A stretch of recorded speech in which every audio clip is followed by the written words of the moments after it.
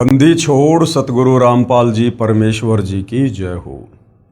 परमपिता परमात्मा सारी सृष्टि के रचनहार कुल मालिक असंख्य ब्रह्मांडों के स्वामी जगत गुरु तीनों लोकों में प्रवेश करके सबका धारण पोषण करने वाले राजाधिराज आत्माधार नाथों के नाथ देवों के देव महादेव सर्वेश्वर महेश्वर मृत्युंजय अजरो अमर आदि अनादि सनातनी प्रभु जगत पिता जगदीश्वर श्री श्री 1008 की उपाधि के वास्तविक अधिकारी अकाल मूर्त सौद स्वरूपी राम वासुदेव सर्वगतम ब्रह्म परम पूज्य प्रथम पूज्य परम संत परम पुरुष परम धनी परम दयालु सत्य कबीर हक्का कबीर अल्लाहु कबीर अल्लाहु अकबर बाखबर अल्लाह ताला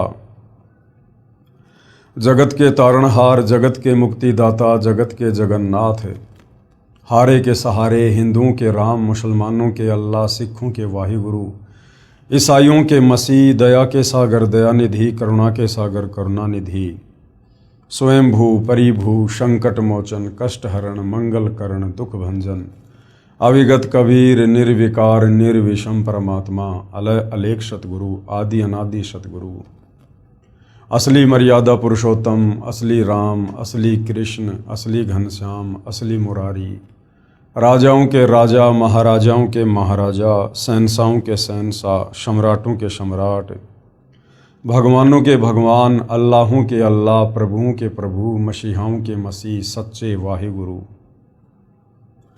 बाबाओं के बाबा पीरों के पीर सेठों के सेठ जगत सेठ सावड़सा सेठ सर्वगुण संपन्न अनंत कोटि कलाओं के स्वामी अनंत कोटि ब्रह्मांडों के नायक योगियों में महायोगी ध्यानियों में महाध्यानी सिद्धों में परम सिद्ध ज्ञानियों में तत्व ज्ञानी ब्रह्म ज्ञानी महाज्ञानी परम ज्ञानी सर्वश्रेष्ठ ज्ञानी विज्ञानी युवा कबीर समर्थ कबीर असमवात अमित ओजा सच्चे रहनुमा करीम अल्लाह सुभान अल्लाह दुनिया के अंतिम पैगंबर 8 सितंबर 1951 से गांव धनाना जिला सोनीपत हरियाणा भारतवर्ष की पावन भूमि पे प्रकट रियल कल्कि भगवान श्री नारायण साकार हरि श्री बाबा साहेब नूर अनंत परमात्मा सच्चे दरवेश सच्चे बाखबर संत शिरोमणि सतगुरु रामपाल जी परमेश्वर जी के चरण कमल में आप और हम सभी भाई बहनों का अनंत कोटि दंडवत प्रणाम।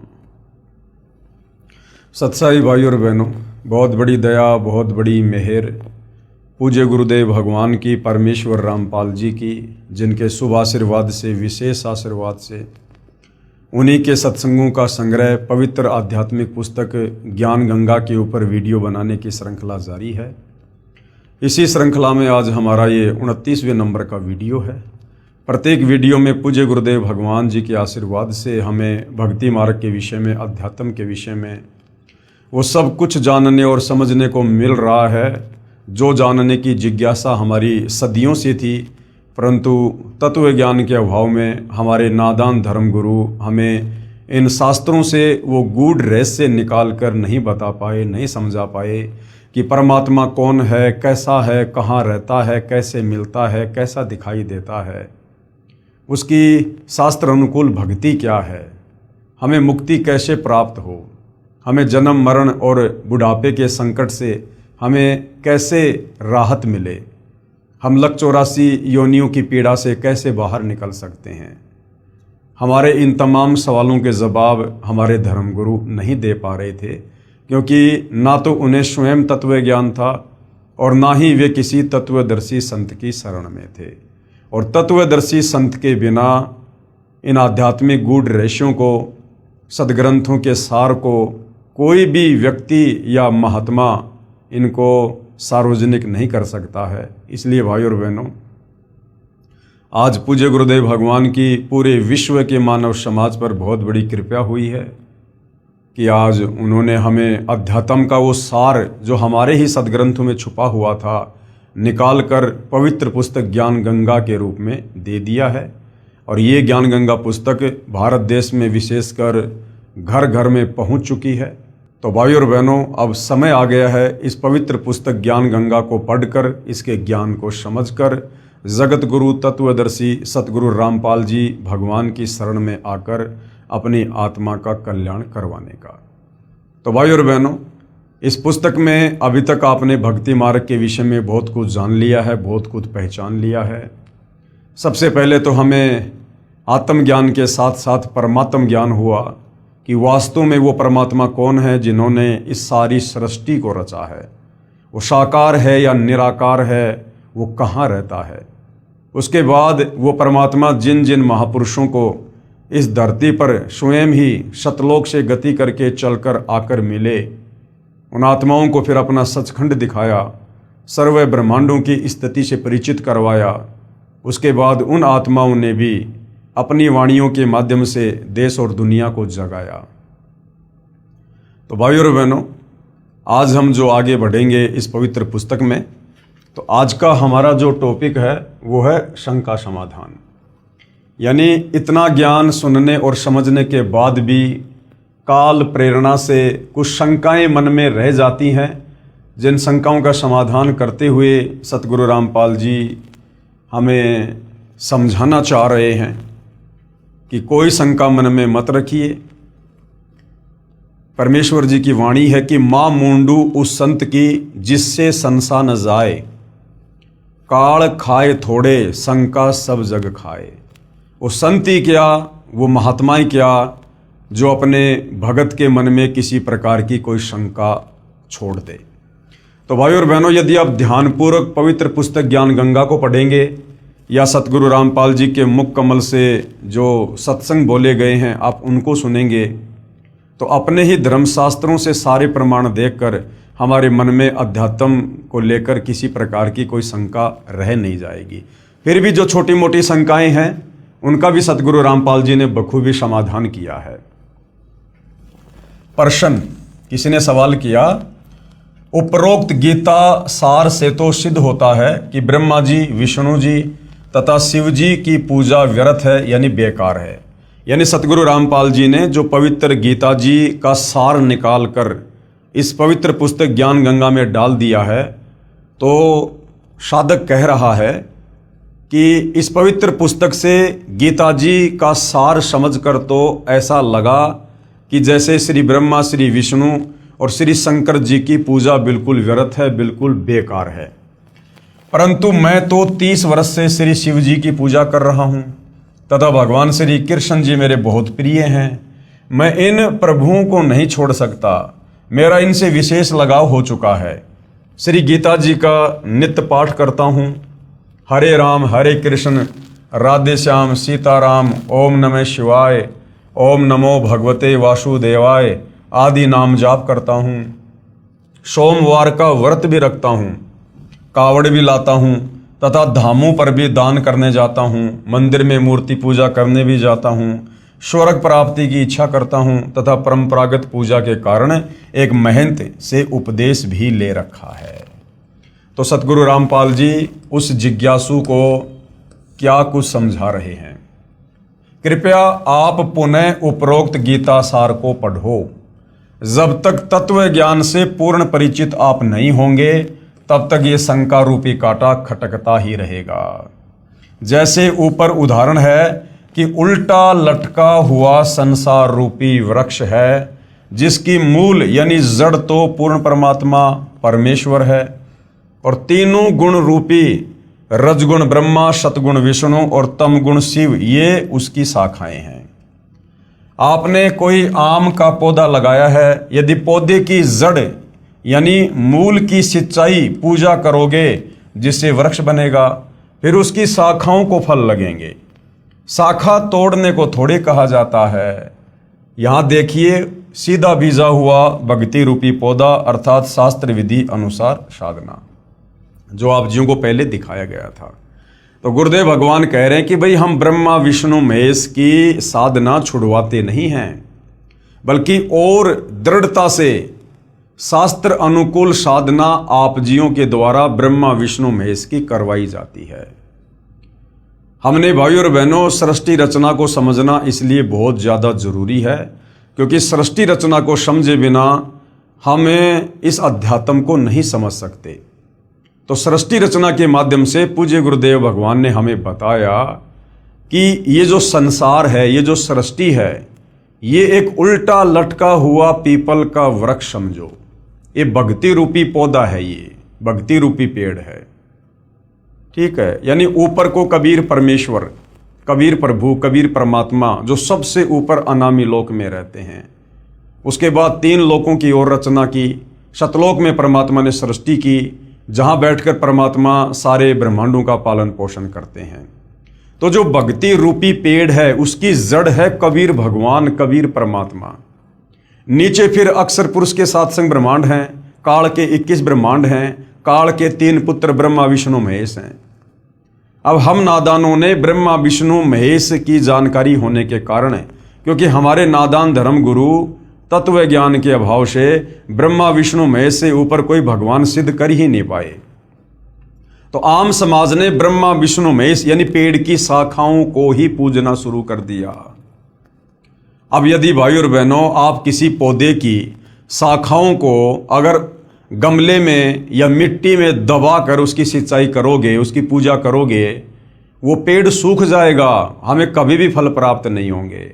हमने पेड़ की जड़ को गमले में लगाना होगा, मिट्टी में दबाना होगा, फिर हमने खाद वगैरह पानी वगैरह डाल के उसकी पूजा करनी होगी।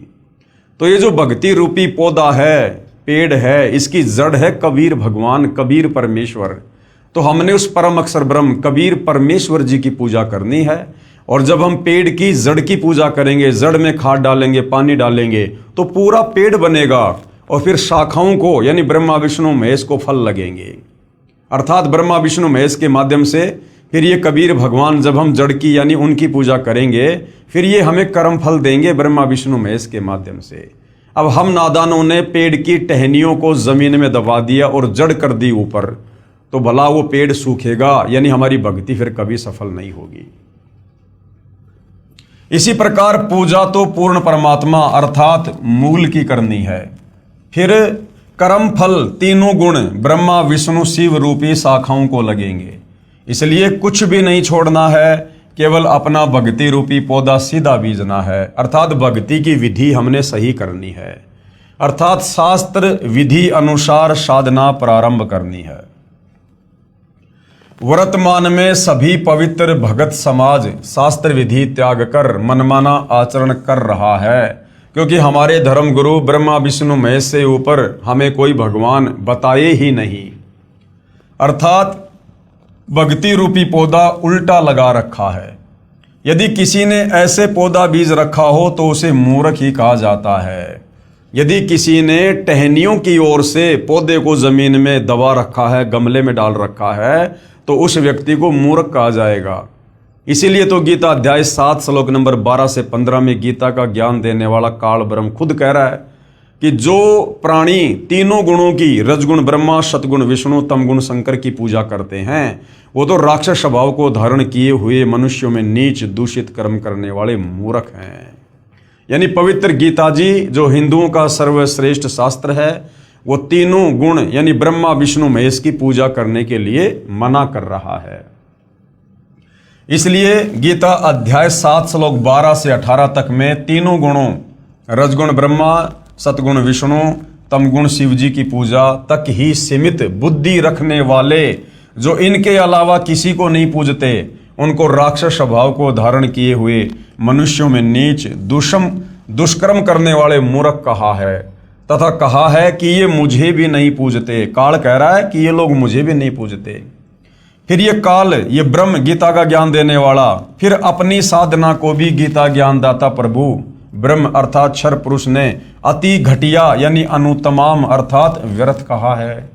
फिर गीता ज्ञान देने वाला काल ब्रह्म अपनी साधना को, ओम नाम की साधना को भी, जो चारों वेदों और गीता जी में है, उसको भी अध्याय 7 श्लोक नंबर 18 में अनुतमाम यानी अश्रेष्ठ घटिया बता रहा है कि मुझ काल की ओम नाम की साधना करने से भी साधक का पूर्ण मोक्ष नहीं होगा, वो परम धाम शाश्वत स्थान सतलोक नहीं जा सकता, वो यहीं पर मेरे 21 ब्रह्मांड में जन्म और मरण के चक्कर में रहेगा। इसलिए गीता अध्याय 18 श्लोक 62, 64, 66 तथा अध्याय 15 श्लोक 1 से 4 में कहा है कि उस पूर्ण परमात्मा यानी उल्टे लटके वृक्ष की मूल की पूजा कर, उस पूर्ण परमात्मा की शरण में जा, उस कबीर भगवान की शरण में। उसकी पूजा तत्वदर्शी संत के बताए मार्ग से कर। उसकी पूजा कौन बताएगा? तत्वदर्शी संत। और गीता अध्याय 4 श्लोक 34 में तत्वदर्शी संत की तरफ संकेत किया है। उसी पूर्ण परमात्मा की यानी कबीर परमेश्वर की शास्त्र विधि अनुसार साधना करने से ही साधक परम शांति तथा सतलोक को प्राप्त होता है, अर्थात पूर्ण मोक्ष को प्राप्त करता है। गीता ज्ञान दाता प्रभु यानी क्षर पुरुष ये काल कह रहा है कि मैं भी उसी की शरण में हूं, अर्थात मेरा भी इष्ट यानी पूज्य देव वही पूर्ण परमात्मा कबीर है। मैं भी उसी की पूजा करता हूं, अन्य को भी उसी की पूजा करनी चाहिए। तो गीता ज्ञानदाता तो खुद अपने से अन्य उस पूर्ण परमेश्वर परम अक्षर ब्रह्म कबीर देव की पूजा के लिए कह रहा है। आप जी गीता का नित्य पाठ भी करते हो तथा साधना गीता जी में वर्णित विधि के विरुद्ध करते हो। जिन मंत्रों का हरे राम हरे कृष्ण राधे श्याम सीताराम ओम नमो शिवाय ओम नमो भगवते वासुदेवाय आदि आदि मंत्रों का आप जाप करते हो तथा अन्य साधनाएं जैसे व्रत करना, कावड़ लाना, तीर्थों व धामों पर दान करना तथा पूजा के लिए जाना, गंगा स्नान तथा तीर्थों पर लगने वाली परभी में स्नान पवित्र गीता जी में वर्णित न होने के कारण शास्त्र विधि त्याग कर मनमाना आचरण है। अर्थात जो जो क्रियाएं आप जी कर रहे हो ये सारी क्रियाएं पवित्र ग्रंथ गीता करने के लिए मना कर रहा है, जिसे पवित्र गीता जी अध्याय 16 श्लोक 23-24 में व्यर्थ कहा है। तो भाइयों और बहनों, सतगुरु रामपाल जी परमेश्वर जी ने हर प्रकार से शास्त्रों का हवाला देकर अपनी तरफ से कुछ ना कहकर आप और हमें अध्यात्म के विषय में सब कुछ समझा चुके हैं। इसके बाद भी यदि मन में कोई शंका रह जाती है तो भाई फिर तो उस प्राणी के माड़े भाग ही कहे जाएंगे। गद्दी तथा महंत परंपरा की जानकारी। अब ये गद्दी तथा महंत परंपरा ये कैसे शुरू हुई है, जिसके चक्कर में लाखों प्राणी उलझे हुए हैं। महंत व गद्दी परंपरा की जानकारी। किसी एकांत स्थान पर या शहर व किसी गांव में कोई महान आत्मा संत या भगत रहा करता था। उसके शरीर त्यागने के बाद उसकी याद बनाए रखने के लिए उनके शरीर के अंतिम संस्कार स्थल पर एक पत्थर या ईंटों की यादगार बना दी जाती है। फिर उस पवित्र आत्मा के अनुयायी या वंशज उसकी पत्थर की मूर्ति रख लेते हैं। कुछ समय उपरांत श्रद्धालु जाते हैं, कुछ धन दान करने लग जाते हैं, उसे मंदिर का रूप दे देते हैं तथा उस संत व ऋषि के वंशजों को धन उपार्जन का लालच हो जाता है। वे बहकाना प्रारंभ कर देते हैं कि जो यहाँ दर्शन करने आता है उसको पूर्ण मोक्ष प्राप्त होता है, सर्व लाभ मिलते हैं, जो इसी महापुरुष के जीवन काल में शिष्यों को मिलते थे। ये मूर्ति साक्षात उसी संत जी को ही जानो, जो यहाँ नहीं आएगा उसका मोक्ष संभव नहीं, आदि आदि। इस प्रकार से भाइयों और बहनों, ये जितने भी यादगारें हैं, ये पूजा स्थल हैं, धाम हैं, तीर्थ हैं, ये इस प्रकार से बने हैं। पहले वहाँ कोई साधु संत महात्मा ऋषि अपनी भक्ति किया करता था, जैसा भी उसको ज्ञान था औरों को समझाया करता था, और मरने के बाद जो भी उसने भक्ति साधना की वो लेकर अपने इष्ट धाम को चला गया। अब पीछे से उसके चेलों ने या उसके वंशजों ने उसके नाम की यादगार बना दी। धीरे धीरे एक स्ट्रक्चर खड़ा कर दिया, लोग वहाँ पर आने लगे, दान धर्म करने लगे, एक बड़े मंदिर का बड़ी यादगार का रूप दे दिया। फिर वहाँ रहने वालों को ये लालच पड़ गया कि यहाँ तो लोग आते हैं, दान धर्म करते हैं, बढ़िया उनका धंधा चल गया। इस प्रकार से भाई और बहनों, ये गद्दी परंपरा, महंत परंपरा, ये यादगारें बनी हुई हैं। वर्तमान में वहाँ जाने से वो साधना शास्त्रों के विरुद्ध होने के कारण साधक को वहाँ जाने से, दान धर्म करने से, पूजा करने से कोई आध्यात्मिक लाभ नहीं है। अब उन नादानों को कोई पूछे कि जैसे कोई वैद्य था यानी कोई डॉक्टर था, वो नाड़ी देखकर दवाई देता था, रोगी स्वस्थ हो जाता था। उस वैद्य यानी डॉक्टर की मृत्यु के बाद उसकी मूर्ति बनाकर स्थापित करके कोई लालची कहे कि ये मूर्ति उसी डॉक्टर वाला कार्य करती है, जो इसके दर्शन करने आएगा वह पूर्ण स्वस्थ हो जाएगा। या स्वयं नकली वैद्य बनकर कोई बैठ जाए कि मैं भी दवाई देता हूँ, परंतु सारा उपचार औषधि के ग्रंथ के विपरीत दे रहा है, वह धोखा दे रहा है, क्योंकि केवल धन उपार्जन उसका उद्देश्य है। किसी भी संत या प्रभु की मूर्ति आदरणीय यादगार तो है, परंतु पूजनीय नहीं है। तो भाई और बहनों, आप और हमने हर प्रकार की इन भ्रमणाओं से, जो इन धन के लोभियों ने, स्वार्थियों ने अपने धार्मिक धंधे के लिए समाज में फैला रखी थी, हमने इन भ्रमणाओं से अब बाहर निकलना है और हमने शास्त्र अनुकूल साधना करके अपनी आत्मा का कल्याण करवाना है। क्योंकि स्वयं सारी सृष्टि का मालिक कबीर परमेश्वर जगत गुरु तत्वदर्शी सतगुरु रामपाल जी के रूप में धरती पर प्रकट हैं। ऐसे ही किसी संत या भगवान की मूर्ति बनाकर उसकी आड़ में कोई पुजारी व महंत कहे कि मैं भी नाम देता हूँ, वह महानुभाव सर्व साधना उसी पवित्र शास्त्र के विपरीत दे रहा है जो उस महान संत ने अपने अनुभव का लिखा है। तो वह नकली संत व महंत स्वयं भी दोषी है तथा अनुयायियों का भी जीवन व्यर्थ करने का भार अपने शीश पर ले रहा है। संत तो एक समय में एक ही आता है, एक समय में पृथ्वी पर एक ही पूर्ण संत होता है। अब देख लो, वर्तमान में धरती पर पूर्ण संत सतगुरु रामपाल जी हैं। इनके अलावा ये जितने भी आचार्य, शंकराचार्य, मंडलेश्वर हैं, धर्माचार्य हैं, किसी भी धर्म का कोई भी धर्म गुरु है, ये सारे के सारे नकली हैं, काल के द्वारा भेजे गए हैं। ये समाज का आध्यात्मिक दृष्टि से उल्टा ही मार्गदर्शन कर रहे हैं। उसके मार्ग में करोड़ों नकली संत, महंत तथा आचार्य बाधक बनते हैं। किसके? जो एक समय में एक ही संत धरती पर होता है। किसी संत जी के शरीर त्यागने के बाद संत या महंत परंपरा प्रारंभ होती है।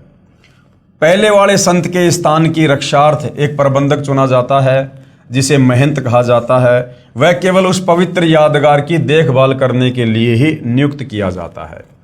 फिर लालचवश वह स्वयं ही गुरु बन बैठता है तथा भक्ति चाहने वाली प्यारी आत्माएं उस पर आधारित होकर अपना जीवन व्यर्थ कर जाती हैं। महंत परंपरा का नियम बना रखा है कि पूर्व महंत का प्रथम पुत्र महंत पद का अधिकारी होगा, चाहे वह शराबी हो, चाहे वह अज्ञानी हो। ये भक्ति मार्ग है, इसमें केवल पूर्ण संत ही जीव उद्धार कर सकता है। दास ने 2-3 महंत परंपरा की पुस्तक पढ़ी, उनमें जो देखा वो इस प्रकार है। अब क्या समझा रहे हैं गुरुदेव भगवान? एक 2 वर्ष का बच्चा गद्दी पर बैठा दिया, फिर वह बड़ा होकर नामदान करने लग गया। अब बताओ, 2 साल का बच्चा लोगों का क्या मार्गदर्शन करेगा? उसको क्या आध्यात्मिक ज्ञान है? लेकिन एक परंपरा के तहत उसको महंत बना के बैठा दिया। दूसरी पुस्तक में पढ़ा कि एक 5 वर्ष के बच्चे का पिताजी जो महंत जी था, अचानक मृत्यु को प्राप्त हो गया। बाद में संगत ने तथा उसकी माता जी ने उस 5 वर्षीय बच्चे को महंत पद पर नियुक्त कर दिया। कुछ वर्ष पर्यंत वह गुरुजी बन गया। अब बताओ, 5 साल का बच्चा जिसको अपने कपड़े भी पहनने नहीं आते ढंग से, उस बच्चे को महंत बनाकर बैठा दिया। दुनिया उसकी पूजा करने लगी। एक महंत परंपरा के इतिहास को पढ़ा कि महंत को कोई संतान नहीं हुई, उसकी मृत्यु हो गई। भाई की मृत्यु पहले हो चुकी थी, कोई संतान नहीं थी। गद्दी की रखवाली के लिए एक सेवक को उस कुल में संतान होने तक अस्थायी महंत नियुक्त कर दिया। कुछ समय उपरांत महंत कुल में किसी के लड़का हुआ और जो अस्थायी महंत जो गद्दी पे बैठा था, वो गद्दी लेकर भाग गया। किसी अन्य शहर में स्वयं ही गद्दी स्थापना करके महंत बन बैठा, वहां नई दुकान खोल ली तथा पूर्व स्थान पर एक 2.5 वर्ष का बच्चा महंत बना दिया गया। एक महंत परंपरा का इतिहास देखा कि बड़ा बेटा घर त्याग गया, उससे छोटे को महंत पद पर नियुक्त कर दिया। कुछ समय पर्यंत वहां मंदिर बन गया तथा अधिक चढ़ावा भेंट पूजा का धन आने लगा। उस बड़े वाले की संतान ने कहा कि इस मंदिर पर हमारा अधिकार है। इस कारण झगड़ा शुरू हुआ। गद्दी पर विराजमान महंत जी की हत्या कर दी गई। फिर उसका बड़ा बेटा महंत अर्थात गद्दी का अधिकारी नियुक्त कर दिया, उसकी भी हत्या कर दी गई। फिर उसका दूसरा भाई गद्दी पर बैठाया गया। दूसरे जो अपने को अधिकारी बताते थे, उन्होंने नया स्थान बनाकर नई दुकान खोल ली। एक दूसरे पर मुकदमे करके सुखमय जीवन को लालच में नरक बना लिया। वह धाम कहाँ रहा? अरे धाम पर जाने से तो शांति होनी चाहिए, धाम पर तो ज्ञान बंटना चाहिए, धाम पर तो शास्त्र अनुकूल साधना होनी चाहिए। तो ऐसी जगहों को धाम नहीं कहा जा सकता। वह तो कुरुक्षेत्र वाला महाभारत के युद्ध का मैदान हो गया। कुछ महंतों ने संत बनाने की एजेंसी ले रखी है, लाल कपड़े धारण करवाते हैं, पूर्व नाम को बदलकर अन्य नाम रख देते हैं, फिर वह बनावटी महंत का बनावटी शिष्य नकली संत बनकर भोली आत्माओं के जीवन के साथ खिलवाड़ करता रहता है तथा अनमोल मनुष्य जीवन को स्वयं भी व्यर्थ कर रहा है तथा भोली आत्माओं के जीवन को भी नाश कर रहा है तथा महापाप का भागी बन रहा है। अब गुरुदेव भगवान क्या कह रहे हैं? जिस समय राजा परीक्षित जी को सर्प ने डसना था उस समय पूर्ण गुरु की आवश्यकता पड़ी। ये द्वापर युग की बात है।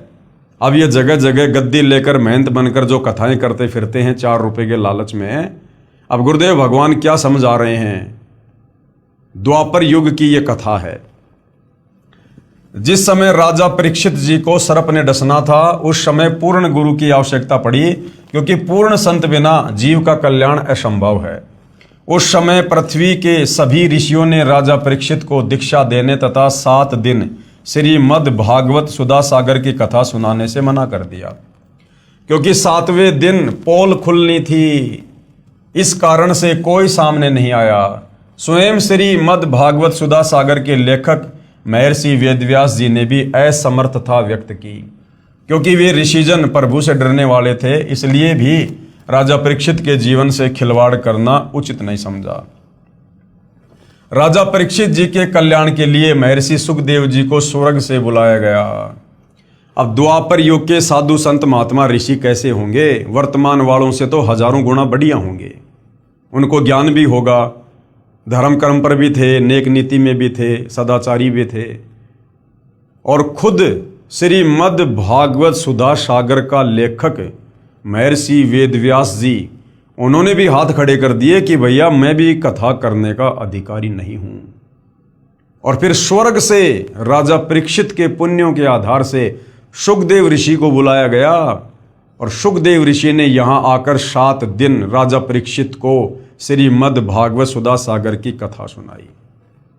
तो विचार करो भाइयों और बहनों, जब द्वापर युग के ऋषियों ने श्रीमद् भागवत सुधा सागर की कथा करने के लिए अपने आप को योग्य नहीं बताया, अधिकारी नहीं बताया, तो ये वर्तमान वाले साधु संत महात्मा ऋषि पैसों के लोभी, इनकी कोई नियम नहीं, कोई मर्यादा नहीं, ये देके कांख में पोथी और गांव गांव जाकर ये कथा करते फिरते हैं। इनके कथाओं से किसी का क्या भला होगा, क्या मुक्ति होगी? ये विचारणीय विषय है।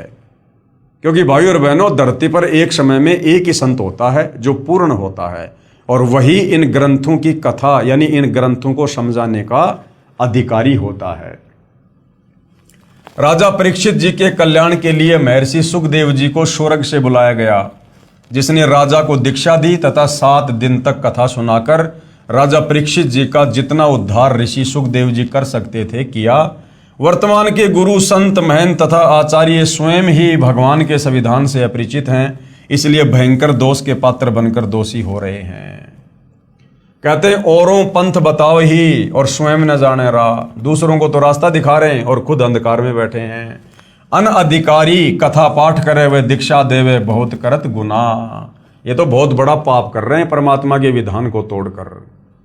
वर्तमान में कथा व ग्रंथों का पाठ करने वालों व नामदान करने वालों की बाढ़ सी आई हुई है, क्योंकि सभी पवित्र धर्मों की पवित्र आत्माएं तत्व ज्ञान से अपरिचित हैं, जिस कारण नकली गुरुओं व संतों तथा महंतों का दाव लगा हुआ है।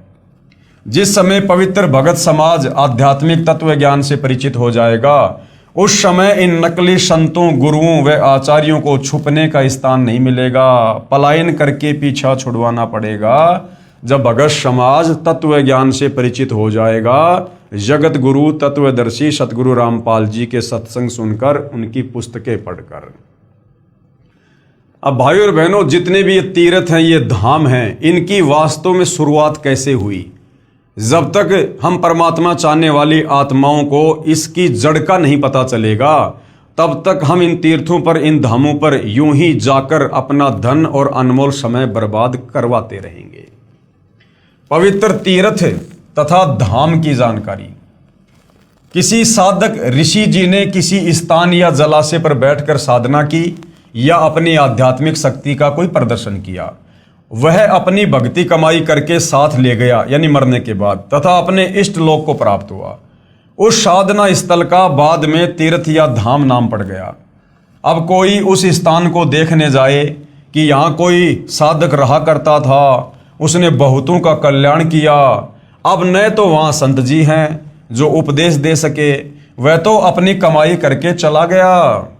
विचार करें, तीर्थ व धाम को हमाम दस्ता जानो। हमाम दस्ता क्या होता है? जैसे कोई भी जड़ी बूटी या सामग्री कूटने के लिए एक लोहे का एक उखड़ और मुसड़ बोलते हैं उसको हमाम दस्ता कहते हैं।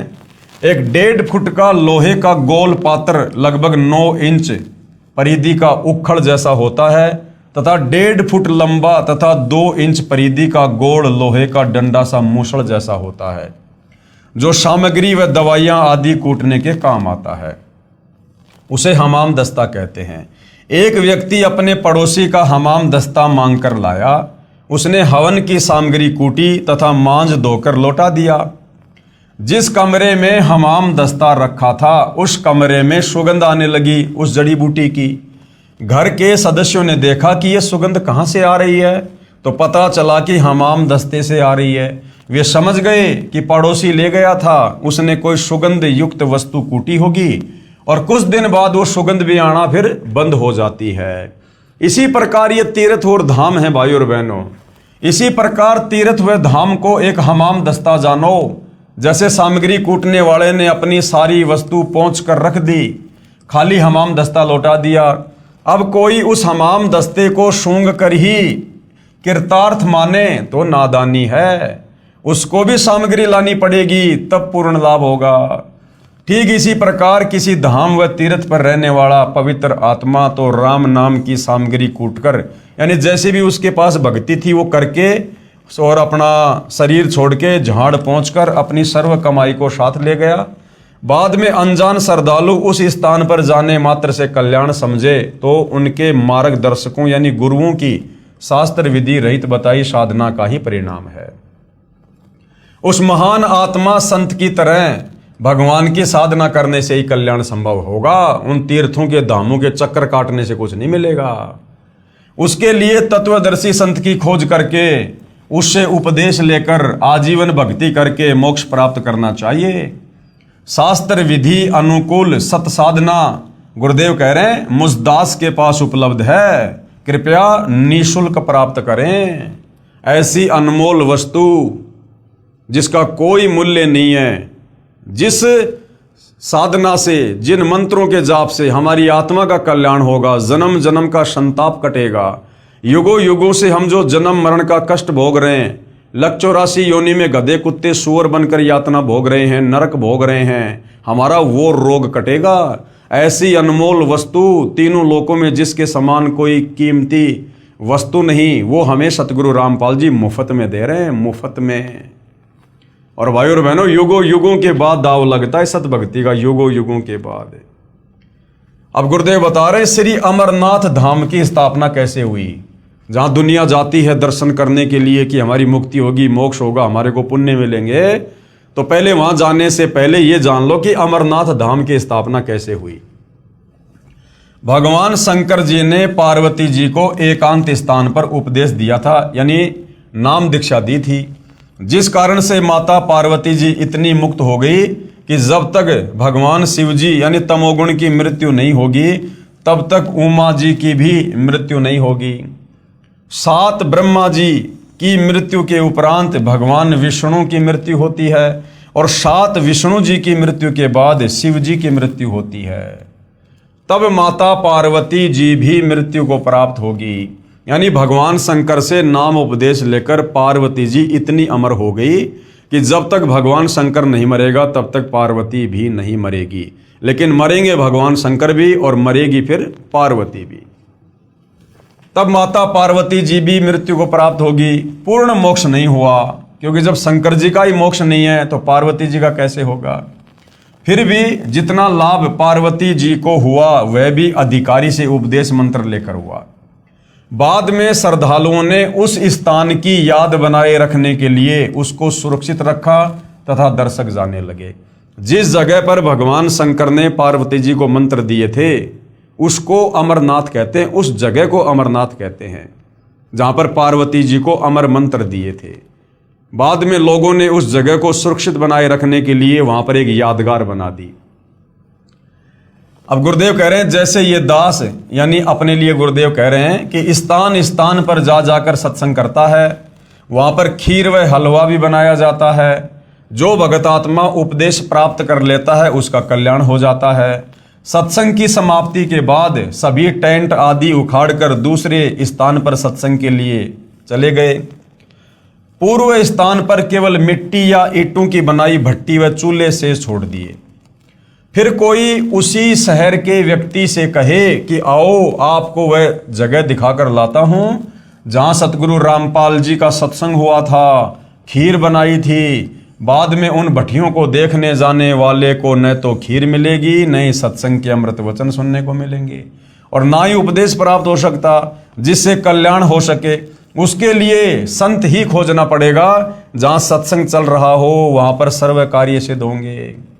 तो भाई दुनिया जिस अमरनाथ पर जाती है भक्ति भाव से, वहां ना तो भगवान शंकर है ना पार्वती है, केवल वो एक यादगार है। और वहां पर चाहे चक्कर काटना तो छोड़ो, अगर वहां पर तुम खुद भी रहने लग जाओ, यदि तुम वहां पर बस जाओ तो भी तुम्हारी आत्मा का कल्याण नहीं है।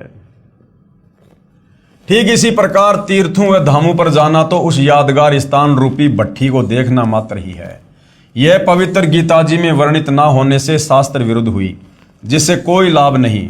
इसका प्रमाण पवित्र गीता अध्याय 16 श्लोक 23-24 में कि अर्जुन, शास्त्र विधि को त्याग कर जो मनमानी भक्ति पूजा करते हैं उनको कोई लाभ नहीं, उनकी कोई गति नहीं, उनकी कोई मुक्ति नहीं। तत्व ज्ञानहीन संतों व महंतों तथा आचार्यों द्वारा भ्रमित श्रद्धालु तीर्थों व धामों पर आत्म कल्याणार्थ जाते हैं। श्री अमरनाथ जी की यात्रा पर गए श्रद्धालु 3-4 बार बर्फानी तूफान में दबकर मृत्यु को प्राप्त हुए। प्रत्येक बार मरने वालों की संख्या हजारों में होती थी। विचारणीय विषय है कि यदि श्री अमरनाथ जी के दर्शन व पूजा लाभदायक होती तो क्या भगवान शिव उन भक्तों की रक्षा नहीं करते? अर्थात प्रभु शिव जी भी शास्त्र विरुद्ध साधना से अप्रसन्न हैं। भगवान शंकर भी इन पाखंडों से प्रसन्न नहीं है, इस प्रकार की साधनाओं से। वैष्णो देवी के मंदिर की स्थापना कैसे हुई? जो श्रद्धालु वैष्णो देवी मंदिर जाते हैं भक्ति भाव से पूजा के लिए, आत्म कल्याण के लिए, तो पहले यह तो जान लो कि वैष्णो देवी मंदिर की स्थापना कैसे हुई। जब सती जी यानी उमा देवी अपने पिता राजा दक्ष के हवन कुंड में छलांग लगाने से जलकर मृत्यु को प्राप्त हुई। अब वो हवन कुंड में छलांग क्यों लगाई? गुरुदेव ने बताया, एक समय शंकर और पार्वती जी, जिसको उमा भी कहते हैं, दोनों आकाश मार्ग से जा रहे थे। उसी समय विष्णु अवतार श्री रामचंद्र जी धरती पर आए हुए थे और उनको 14 साल का वनवास मिला हुआ था, और जंगल से उनकी पत्नी सीता को रावण उठाकर ले गया था। पीछे से सीता के वियोग में वो पागलों की तरह व्यवहार कर रहे थे। वृक्षों से लिपट लिपट कर पूछ रहे थे, हाय मेरी सीता कहाँ गई? मृगों से लिपट लिपट कर पूछ रहे थे, रो रहे थे। तो ऊपर से शंकर जी ने हाथ जोड़कर उनको प्रणाम किया। तो पार्वती ने पूछा, आप किसको प्रणाम कर रहे हो? तो शंकर जी ने कहा कि मैं भगवान विष्णु को प्रणाम कर रहा हूं। तो पार्वती ने कहा कि ये इस प्रकार से आम आदमी की तरह रोने वाला अपनी पत्नी के वियोग में, ये भगवान कैसे हो सकता है? मैं तो इसकी परीक्षा लूंगी। तो शंकर जी ने कहा कि तू ये गलती मत कर देना, तू सीता का रूप बनाकर भगवान के सामने मत चली जाना। अगर तुमने सीता का रूप बना लिया तो सीता मेरी भाभी है और भाभी माँ के समान होती है, फिर तू मेरे योग्य नहीं रहेगी, फिर मैं तुझे पत्नी रूप में स्वीकार नहीं करूंगा। तो उस समय तो पार्वती ने कहा ठीक है, नहीं लूंगी परीक्षा। घर आने के बाद शंकर जी तो अपने काम धाम से चले गए। पीछे से पार्वती ने सीता जी का रूप बनाया और रामचंद्र जी के सामने जाके खड़ी हो गई कि अगर भगवान होगा तो मुझे पहचान लेगा। अब जैसे पार्वती सीता जी का रूप बना के खड़ी हुई, उधर से इस काल में इसने श्री रामचंद्र जी को सद्बुद्धि दे दी, ज्ञान योग खोल दिया, दृष्टि दे दी, और रामचंद्र जी ने पहचान लिया कि ये तो मेरी पत्नी सीता नहीं, ये तो जो है ये तो पार्वती है। तो रामचंद्र जी ने कहा कि हे दक्ष पुत्री माया, भगवान शंकर को कहाँ छोड़कर आ गई? अब पार्वती ने देखा भैया इसने तो मुझे पहचान लिया, तो वापस वो पार्वती रूप में आ गई और कहा कि भगवान शंकर ठीक कह रहे थे, आप तो वास्तव में भगवान ही हो। चली गई।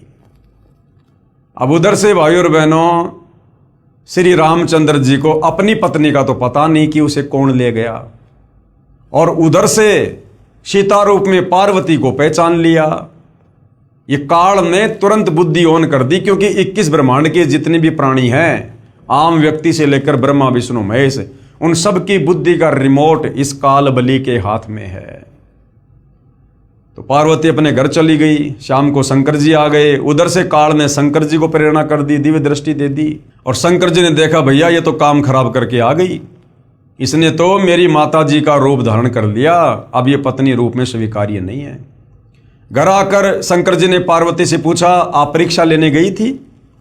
तो पार्वती जी ने साफ साफ मना कर दिया, झूठ बोल दिया अपने पति से कि मैं नहीं गई थी। शंकर जी ने थोड़ा सा गुस्से में आकर पूछा, तो पार्वती ने हाँ कर दी कि हाँ मैं गई थी। उसी दिन से शंकर जी ने पार्वती से नाराज होकर पति पत्नी व्यवहार करना बंद कर दिया। और जब वर्षों का समय बीत गया तो पार्वती ने सोचा कि अब ये टस से मस होने वाले नहीं हैं, तो वो अपने पिता राजा दक्ष के घर पर चली गई कि कुछ दिन मैं अपने पीहर रह के आऊँगी, अपने माता पिता के पास रहकर आऊँगी, तब तक हो सकता है ये नॉर्मल हो जाएं, बात को भूल जाएं। इस दृष्टिकोण से पार्वती यानी उमा अपने पिता राजा दक्ष के घर पर चली गई। उस समय राजा दक्ष एक हवन करवा रहा था, जिसमें बहुत सारे साधु संत महात्मा ऋषि आए हुए थे, और राजा दक्ष की जितनी भी लड़कियां थी उन सब के जो पति थे वो भी आए हुए थे, सबके हवन कुंड बने हुए थे, और जो जो दामाद नहीं आया था उसका भाग अलग से निकाल रखा था। परंतु पार्वती और शंकर जी का कहीं कोई इस प्रकार का स्थान नहीं था। पूरे हवन कुंड में पार्वती ने घूम के देख लिया। अंत में अपने पिता के पास गई और कहा, पिताजी आपने मेरी सभी बहन और उनके पतियों के लिए जो है ये जगह वगैरह नियुक्त की हुई है हवन के लिए, हमारे लिए क्यों नहीं की? तो राजा दक्ष ने पार्वती का अपमान कर दिया और कहा, तू पहले ये बता तुझे यहां बुलाया किसने, और मैं उसका भाग क्यों निकालूं जिसके गले में सर्प पड़े रहते हैं, ना नहाता ना धोता, राख को लपेट के रहता है। क्योंकि भाई और बहनों, पार्वती जी ने अपने पिता राजा दक्ष के मना करने पर भगवान शंकर से लव मैरिज की थी, जिस कारण से राजा दक्ष उससे नाराज था।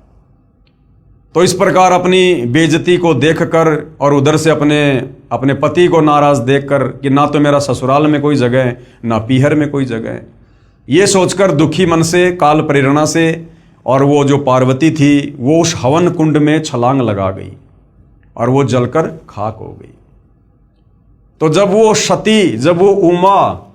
जब सती जी यानी उमा देवी अपने पिता राजा दक्ष के हवन कुंड में छलांग लगाने से जलकर मृत्यु को प्राप्त हुई, तब भगवान शिव जी उसकी अस्थियों के कंकाल को मोहवश सती जी यानी पार्वती जी जानकर 10,000 साल तक कंधे पर लिए पागलों की तरह घूमते रहे।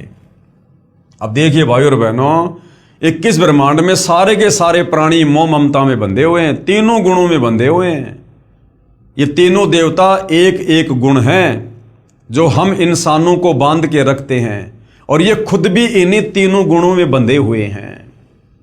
10,000 साल तक उस जली हुई पार्वती की अस्थियों को अपनी पत्नी मानकर अपने सीने से लगाकर पागलों की तरह रोते हुए घूम रहे हैं भगवान शंकर।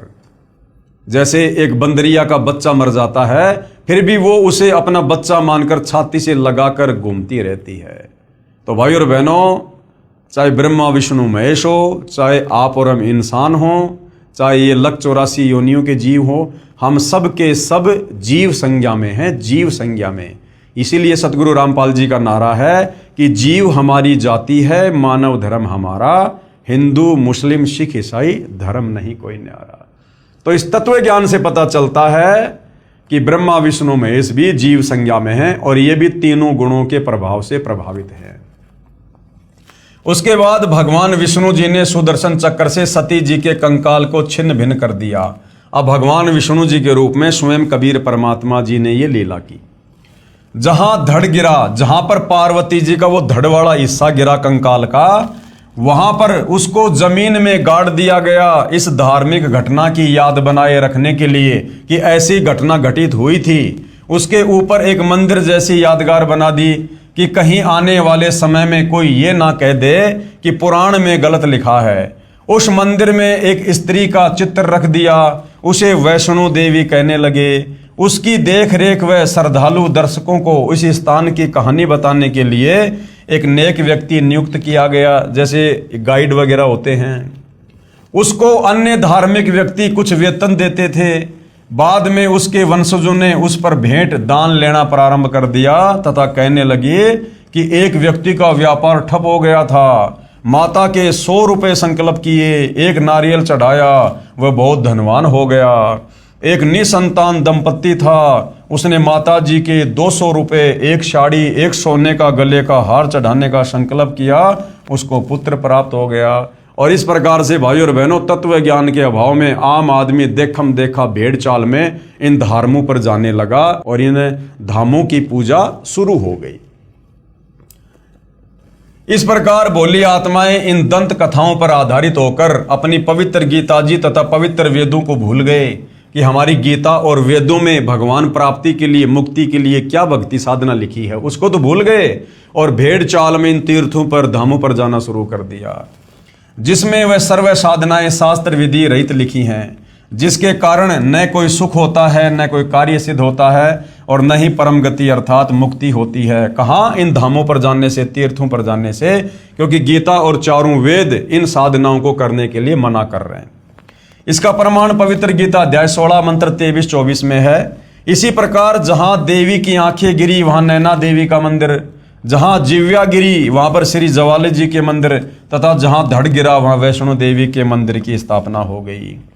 तो भाइयों और बहनों, इस प्रकार से इन धामों की शुरुआत हुई है जिनको आज दुनिया पूजने के लिए जाती है, जबकि ये तमाम साधनाएं हमारे धर्मशास्त्रों के विरुद्ध होने के कारण, पवित्र गीता और पवित्र चारों वेदों के विपरीत होने के कारण इसको मनमाने आचरण की संज्ञा दी गई है। अध्याय 16 श्लोक 23-24 कि अर्जुन, जो व्यक्ति शास्त्र विधि को त्याग कर मनमाना आचरण करते हैं, मनमानी पूजा पाठ करते हैं, मनमाने मंत्रों का जाप करते हैं जो गीता और वेदों में नहीं है, उनकी ना तो मुक्ति होगी मरने के बाद में, अर्थात वो कभी भूत बनेंगे, कभी पिशाच बनेंगे, कभी वो पितर बनेंगे, नरक में जाएंगे, लक 84 में जाएंगे। ना उनका कोई कार्य सिद्ध हो सकता और ना उनकी गति हो सकती। इसलिए गीता अध्याय 16 श्लोक 24 में फिर कहा कि अर्जुन, कौन से भक्ति कर्म करने चाहिए, कौन से भक्ति कर्म नहीं करने चाहिए, इसके लिए शास्त्र ही प्रमाण है। अन्य किसी की दंत कथा पर, लोक वेद पर, सुनी सुनाई बातों पर यकीन करके भक्ति मार्ग को मत अपना लेना। तो भाइयों और बहनों, हर प्रकार से सतगुरु रामपाल जी परमात्मा चाहने वाली आत्माओं का समाधान कर रहे हैं। यानी यदि हमने इस अनमोल मनुष्य जन्म से परमात्मा की प्राप्ति करनी है, ये अनमोल मनुष्य जन्म हमें केवल परमात्मा प्राप्ति के लिए ही मिलता है, क्योंकि लक 84 योनियां भोगने के बाद एक मनुष्य जन्म हमें परमात्मा देता है।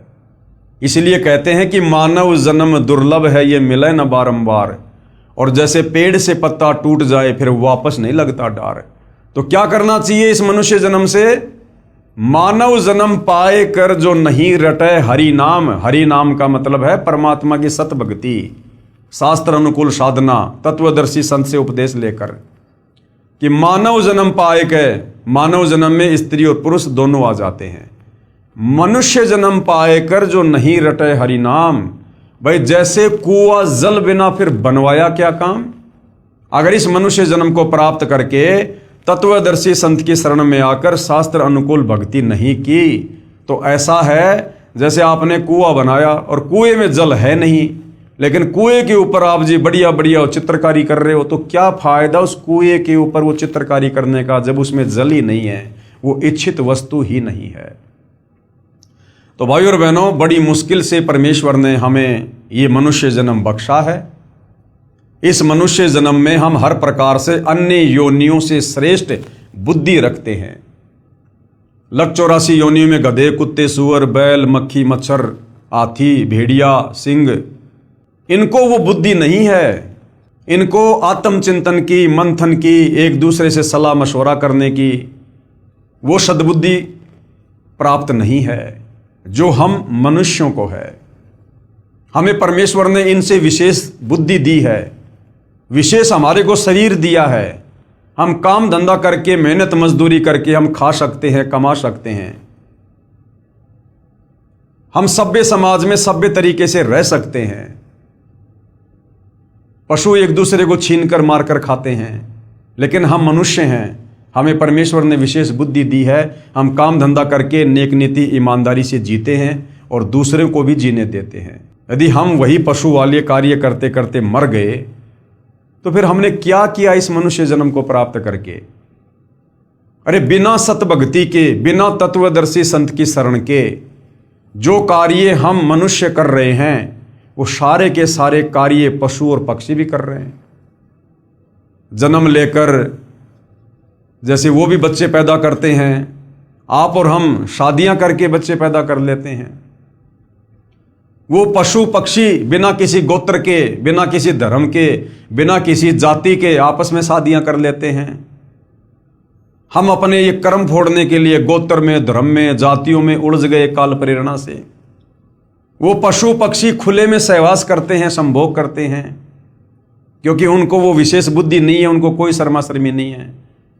हमें परमेश्वर ने बुद्धि दी, इसलिए हम चार दीवारी के अंदर संभोग कर लेते हैं, शारीरिक संबंध बना लेते हैं। वो पशु पक्षी निवस्त्र होकर घूम लेते हैं। हम 100, 200, 250, 500 रुपए के कपड़े पहनकर अपने शरीर को ढक लेते हैं। वो पशु पक्षी वो कच्चा भोजन खा लेते हैं, हम थोड़ा चूल्हे पर पका के खा लेते हैं। वो पशु पक्षी जमीन में पड़ा हुआ खा लेते हैं, हम 100-50 रुपए की थाल में डाल के खा लेते हैं। बच्चे पैदा वो पशु पक्षी भी करते हैं, बच्चे पैदा हम भी करते हैं। अपने बच्चों का पालन पोषण, लाड़ प्यार वो पशु पक्षी भी करते हैं।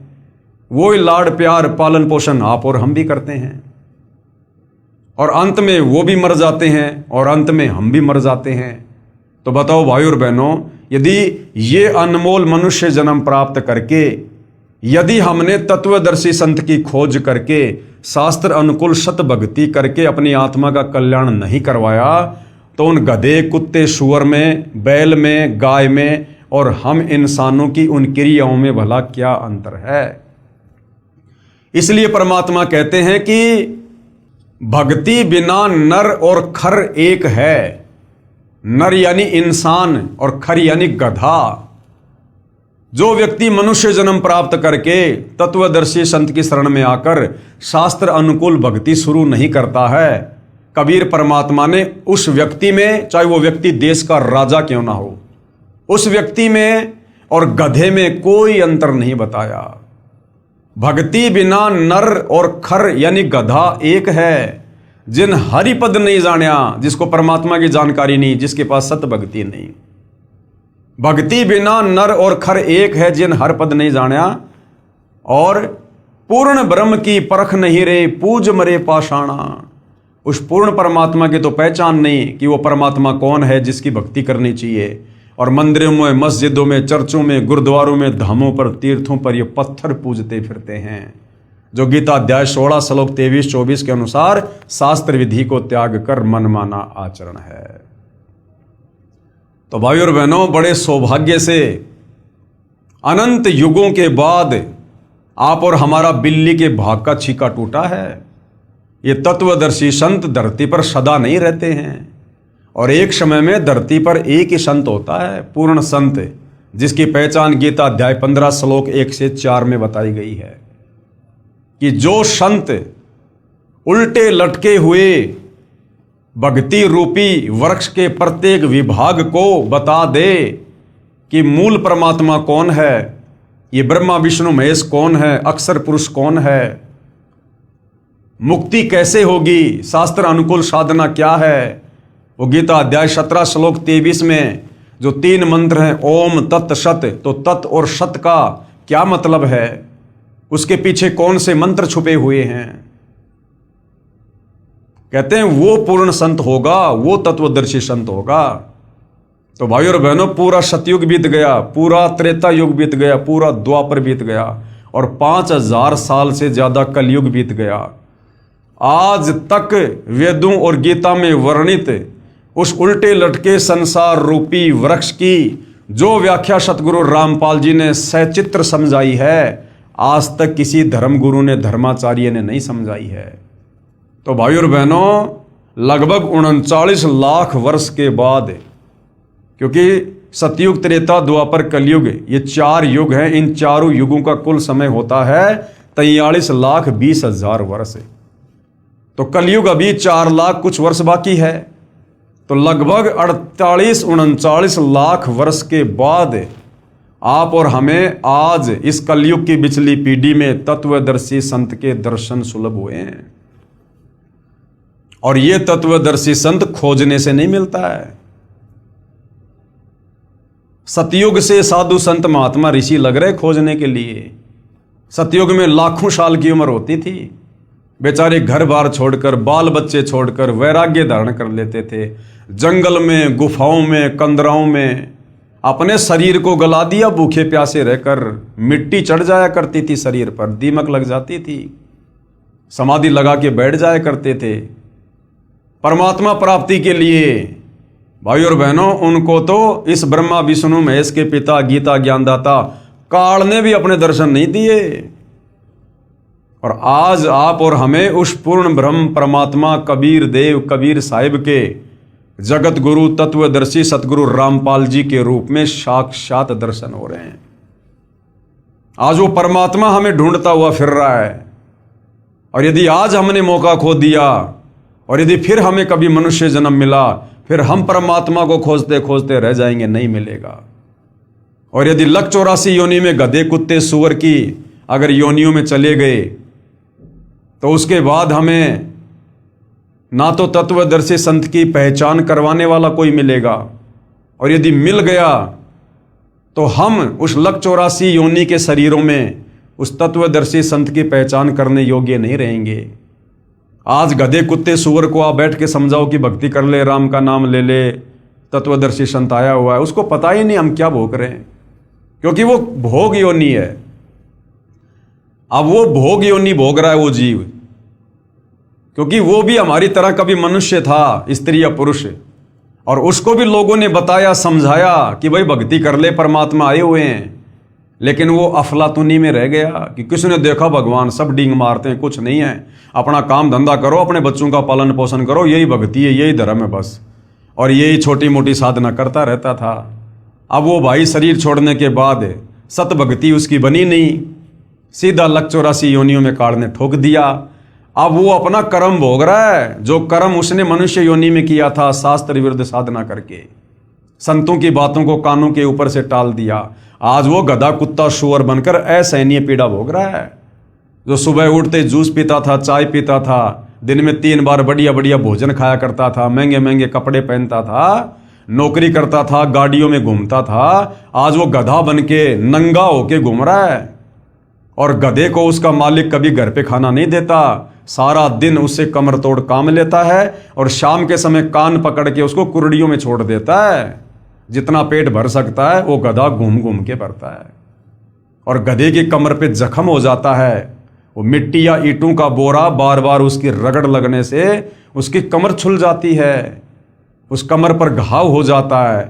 और जब वो चरने जाता है तब वो कौवा बैठकर उसकी कमर पर चोंच से घाव को नोचता है। वो असहनीय पीड़ा भोग रहा है, लेकिन पेट भी भरना जरूरी, खाना भी खाना जरूरी।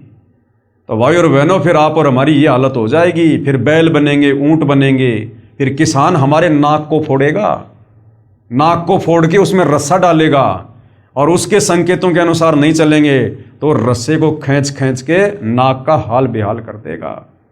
पीड़ा उस प्राणी को भी उतनी होती है जितनी आप और हमें होती है मनुष्य शरीर में। आज यदि हमारे नाक का बाल भी उखाड़ लें तो कितनी पीड़ा होती है, तुरंत आंखों में आंसू आता है। अब सोचिए उस बैल की क्या हाल होगी, उस ऊंट की क्या दशा होगी, जिसकी नकेल खींच खींच के, नाक का रस्सा खींच खींच के उसके मालिक ने। और कई बार क्या होता है, उस ऊंट के नाक में कीड़े पड़ जाते हैं, जख्म हो जाता है बार बार रस्सी खींचने से, कीड़े चलते हैं उसमें। हमने खूब देखे गांव में जब छोटे छोटे थे। तो भाई और बहनों, ये दुर्दशा आप और हमारी अनंत युगों से हो रही है। ये एक बार या 2 बार नहीं है कि हम तो खाली एक बारी लक 84 का चक्कर काटेंगे बस। अरे एक बार भी कितना भयंकर है। एक कुत्ते का जीवन देख लो भाई और बहनों, 10-15 साल की उम्र होती है, उस कुत्ते का जीवन देख लो, सुबह से लेकर शाम तक पूरी रात वो भौंकेगा क्योंकि उसकी आदत गंदी, भौंकने से उसको भूख लगेगी। सुबह क्या करेगा, किसी के घर पर जाएगा। अब उसको कौन खिलाएगा भाई, कौन खिलाएगा उसको? उसका भाग्य किसी ने टूक डाल दिया तो, नहीं तो उसके लठ पड़ेंगे, जूत पड़ेंगे उसके। भूखा मर रहा है, क्या करेगा? घर घर दौड़ेगा, ना जाने कितने घरों में जाएगा एक टूक के लिए। किसी भगवान ने टूक डाल भी दिया, मिट्टी में डालेगा। अब एक टूक से कुत्ते का पेट भरेगा क्या? जो कुत्ता इंसान से ज्यादा भोजन खाता है, एक टूक से उसकी भूख और ज्यादा बढ़ जाती है, साथ में मिट्टी खाएगा। जबरदस्ती किसी की रसोई में घुसने का प्रयास करेगा, घरवाला लठ मारेगा, फिर प्यों प्यों करता हुआ दौड़ेगा। 10-15 घरों में घूम के आएगा, फिर भी पेट नहीं भरेगा। फिर कहां जाएगा? सुबह सुबह लोग जो खेतों में लैट्रिन करने जाते हैं, फिर वहां पर जाकर लैट्रिन खाएगा। 2 कुत्तों में लड़ाई हो जाती है, एक दूसरे की गर्दन फाड़ देते हैं। बरसात का मौसम है, चौमासा, उसमें कीड़े पड़ जाते हैं। कौन इलाज कराएगा भाई साहब का? भक्ति की नहीं, अब वो कर्मदंड भोग रहा है।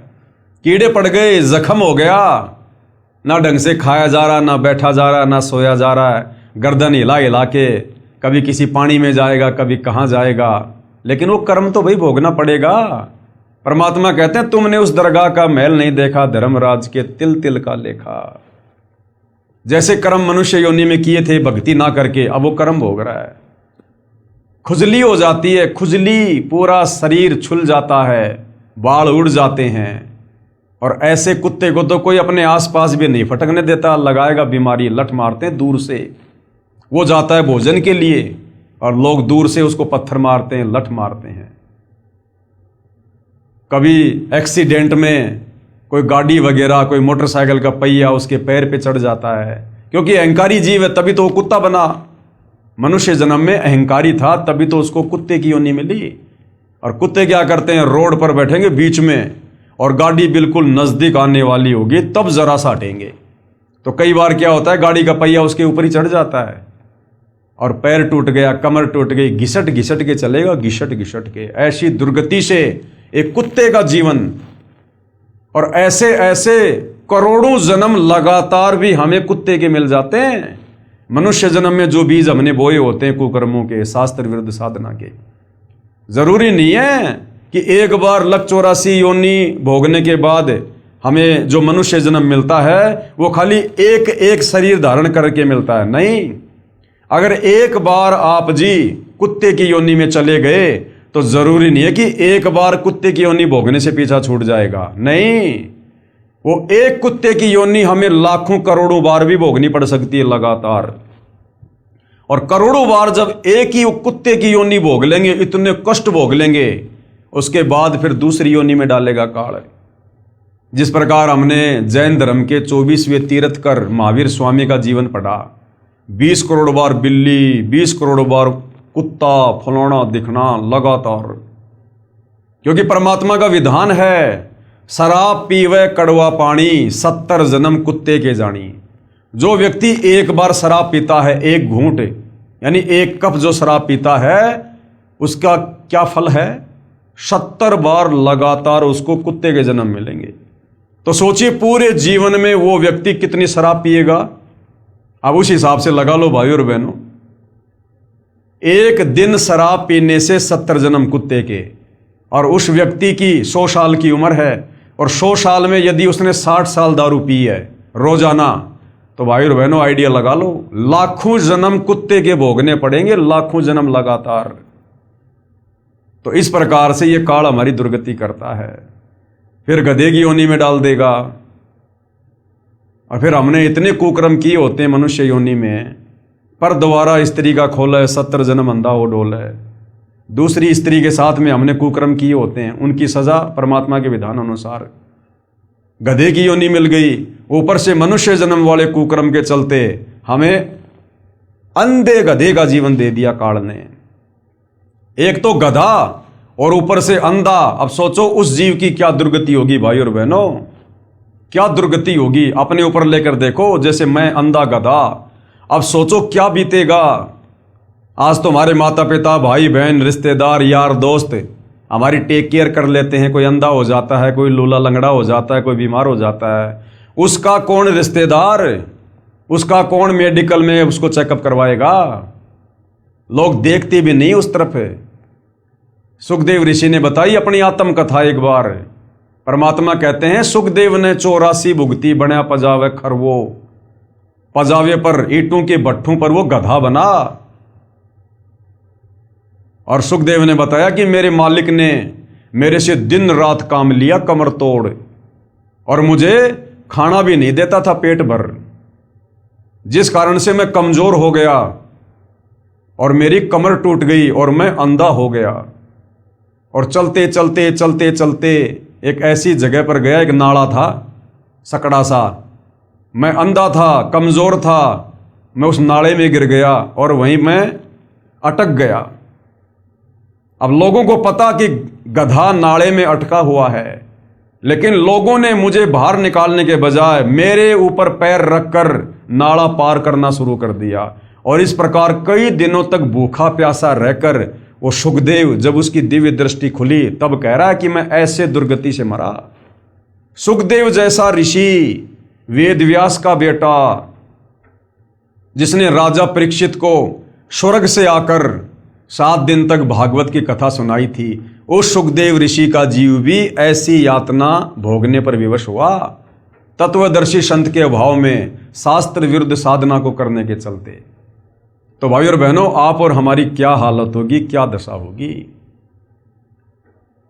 तो आज आप और हमें वो सुअवसर प्राप्त हुआ है जो अभी तक सुखदेव ऋषि को भी प्राप्त नहीं हुआ। इसलिए भाई और बहनों, इस सुअवसर को मनुष्य जन्म प्राप्त करके यदि किसी ने गवा दिया, खो दिया, फिर हम अनंत युगों के लिए, क्योंकि परमात्मा फिर हमसे बहुत नाराज होगा। ऐसा मौका परमात्मा खुद आए हैं हमारे आत्म कल्याण के लिए, जो भगवान ढूंढने से नहीं मिलता। आज वो परमात्मा खुद चलकर आया है हमें भक्ति देने के लिए, क्योंकि ये भक्ति युग है। और इस समय यदि हमने उनके रहम को ठुकरा दिया तो फिर परमात्मा हमसे बहुत नाराज होगा, और ऐसे जीवों को फिर परमात्मा कई हजारों युगों तक वापस नहीं संभालता है। तो भाई और बहनों, ये ऐसा शास्त्र प्रमाणित ज्ञान है कि आज तक हमारे धर्म के चारों शंकराचार्यों ने दिया। अरे वो शंकराचार्य तो संस्कृत के प्रकांड ज्ञाता हैं, फिर भी आप उनका एक भी सत्संग दिखा दीजिए जिसमें ऐसा निर्णायक ज्ञान जो सतगुरु रामपाल जी परमेश्वर जी ने दिया है। यदि हमारे शंकराचार्यों ने दिया हो तो बता दो। यदि गीता अध्याय 15 श्लोक नंबर 1 से 4 के अनुसार उल्टे लटके हुए संसार रूपी पेड़ की व्याख्या यदि चारों शंकराचार्य ने की हो तो बता दो।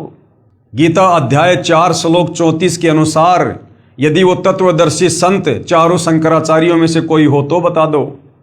उन चारों शंकराचार्यों को तो चारों वेदों का भी ज्ञान नहीं। शंकराचार्यों की 4 पीठ हैं भारत देश के चारों कोणों में, और एक एक वेद को लेकर बैठे हैं, एक एक वेद को। तो भाई और बहनों, सौभाग्य हमारा कि स्वयं कबीर परमेश्वर जी के अलावा धरती पर प्रकट होकर इस तत्व ज्ञान को, इन धर्म शास्त्रों को, ना केवल हिंदू धर्म के, सर्व धर्मों के धर्म शास्त्रों को इस प्रकार से जैसे पहली कक्षा के बच्चे को समझाया जाता है उंगली रख रख के, सतगुरु रामपाल जी के अलावा, इस कबीर परमेश्वर के अलावा कोई समझा नहीं सकता। तो भाई और बहनों, ऐसा रहम हुआ है पूज्य गुरुदेव भगवान का, परमेश्वर का, विशेष रजा, विशेष दया। लोग कहते हैं भगवान निराकार, भगवान निराकार। अरे भगवान साकार, चारों वेद चिल्ला रहे, गीता जी गवाही दे रही, बाइबल गवाही दे रही, कुरान शरीफ गवाही दे रही, गुरु ग्रंथ साहिब चिल्ला रहा कि परमात्मा साकार है, दिखाई देता है, धरती पर आता है, मनुष्य के जैसा है, उसी ने हमें पैदा किया है, अपने रूप में पैदा किया है। और फिर भी ये शास्त्रों को पढ़ने वाले नहीं समझ पाए और परमात्मा को निराकार निराकार कह के आप और हमें शास्त्र विरुद्ध साधना पर लगा दिया। तो भाई और बहनों, मौका है, हम तो केवल प्रार्थना कर सकते हैं, विनती कर सकते हैं, क्योंकि आप लोगों को समझाने से हमारी तो सेवा बन रही है। हम तो इस परमेश्वर की इस प्रकार से महिमा करने मात्र से हम पुण्य के भागी बन रहे हैं, तो हम तो करेंगे। हमारे से तो जितना थूक बिलोया जाएगा आजीवन बिलोएंगे, क्योंकि दही से मक्खन निकले ना निकले, लेकिन जो थूक हम बिलो रहे हैं सतगुरु की महिमा करके, इससे जरूर वो मक्खन निकलेगा। कहने का मतलब है हमारी सेवा बनेगी और हम अवश्य मोक्ष को प्राप्त होंगे। वो भक्ति रूपी मक्खन निकलेगा, भक्ति रूपी मक्खन। तो हमारी तो सेवा है, हमारा ये परम धर्म है, हमारा कर्तव्य है आप जियों के प्रति भी और सतगुरु रामपाल जी के शिष्य होने के नाते उनके प्रति भी, कि गुरु ने जो सतज्ञान दिया है उस ज्ञान को उनकी आत्माओं तक, जन जन तक पहुंचाना उनके भक्तों का कर्तव्य है। तो हम तो आपके प्रति भी अपनी जिम्मेदारी निभा रहे हैं, गुरु के प्रति भी अपनी जिम्मेदारी निभा रहे हैं, तो हम तो भाई पुण्य के भागी हो रहे हैं। परमात्मा कहते हैं हरि सेवा युग 4 है और गुरु सेवा पल 1, भाई तासु पटंतर ना तुले संतन किया विवेक। और सत्संग की आदि घड़ी तप के वर्ष 1000, तो भी बराबर है नहीं कहे कबीर विचार। तो भाई और बहनों, ये सत्संग हो रहा है। तत्वदर्शी संत के बाद यदि कोई सत्संग कर सकता है तो उनके शिष्य, क्योंकि इस ज्ञान को वही आगे फैला सकता है जिसको अपने गुरु से तत्व ज्ञान प्राप्त है। तो भाई और बहनों, इस 4 दिन की चक्काचौंध के चक्कर में, इस झूठी विज्ञान के आविष्कार के चक्कर में और इस झूठी मान बढ़ाई में जो थोड़े बहुत सुख आप जी भोग रहे हो वर्तमान में मनुष्य जन्म प्राप्त करके, ये कबीर परमात्मा सतगुरु रामपाल जी की विशेष मेहर और दया समझो। ये विज्ञान कबीर भगवान ने दी है, ये मनुष्य के पास में बुद्धि नहीं थी। सतयुग त्रेता द्वापर बीत गया, कलयुग 5000 साल बीत गया, कोई एक साइकिल तक नहीं बना पाया। ये तुम्हारे श्री राम, श्री कृष्ण, महात्मा बुद्ध, ईसाइयों के मसीहा जो हैं ईसा मसीह जी, मुसलमानों का जो पैगंबर था, रसूल था हजरत मोहम्मद, ये अपने लिए गर्मियों के समय पंखा भी नहीं बना पाए। क्या उनके रिश्तेदार नहीं थे क्या वो अपने रिश्तेदारों से बात नहीं करना चाहते थे? वीडियो कॉल पर बात नहीं करना चाहते थे? एक कीपैड का मोबाइल भी नहीं बना पाए वो। हम कलयुग के इंसानों में उनसे ज्यादा दिमाग है क्या? अरे वर्तमान में तो इंसान बहुत ज्यादा विकारी हो गया, दुष्कर्मी हो गया, आलसी हो गया। वो तो बहुत अच्छी आत्मा थी। उस समय तो उनके पास में भक्ति धन था, उनके पुण्य थे, सदाचारी थे, निर्विकारी थे। उनमें ये बुद्धि क्यों नहीं आई? उनको ये समझ क्यों नहीं आई? ये मटेरियल जो आज जमीन खोद खोद के वैज्ञानिकों ने ये उपकरण बनाए हैं, ये जमीन, वो खाने, वो मटेरियल उस समय भी जमीन में था। वो क्यों नहीं लगा पाए फैक्ट्री? वो क्यों नहीं बना पाए वैज्ञानिक उपकरण? तो भाई और बहनों, ये रहम किया है कबीर भगवान सतगुरु रामपाल जी ने इस कलयुग की पिछली पीढ़ी में आप और हमें अध्यात्म से परिचित करवाने के लिए। ये भक्ति मार्ग में सहयोगी हैं जितने भी उपकरण हैं। ये विज्ञान, ये भक्ति मार्ग में सहयोग के लिए बनाई भगवान ने, ताकि हमारा समय बचे, हम फटाफट अपने काम कर सकें। पहले रिश्तेदारी में कोई समाचार देने के लिए जाना पड़ता था, दूर दूर रिश्तेदारियां होती थी, 2 दिन लग गए, 3 दिन लग गए। आज तुरंत मोबाइल से बात करो, 1 मिनट में समाचार दो, मोबाइल साइड में रखो और बैठ के भगवान का भजन करो, अपनी आरती करो। खेतों में काम करते थे, कितना समय लगता था पहले। आज ट्रैक्टरों से काम होता है, मशीनों से होती है कटाई। तुरंत फटाफट अपना काम करो, 1 दिन में निपटाओ अपना, बाकी बैठ के भगवान का भजन करो। कहीं आने जाने में हम पैदल जाते थे, समय लगता था। आज मोटरसाइकिल आ गई, 4 व्हीलर आ गए, एरोप्लेन आ गई। क्यों दिए भगवान ने? ताकि हम फटाफट उन कार्यों को निपटा के, और जो समय बचे उस समय का हम भगवान की चर्चा में, भगवान की महिमा में, भगवान की भक्ति में हम उसका सदुपयोग करें।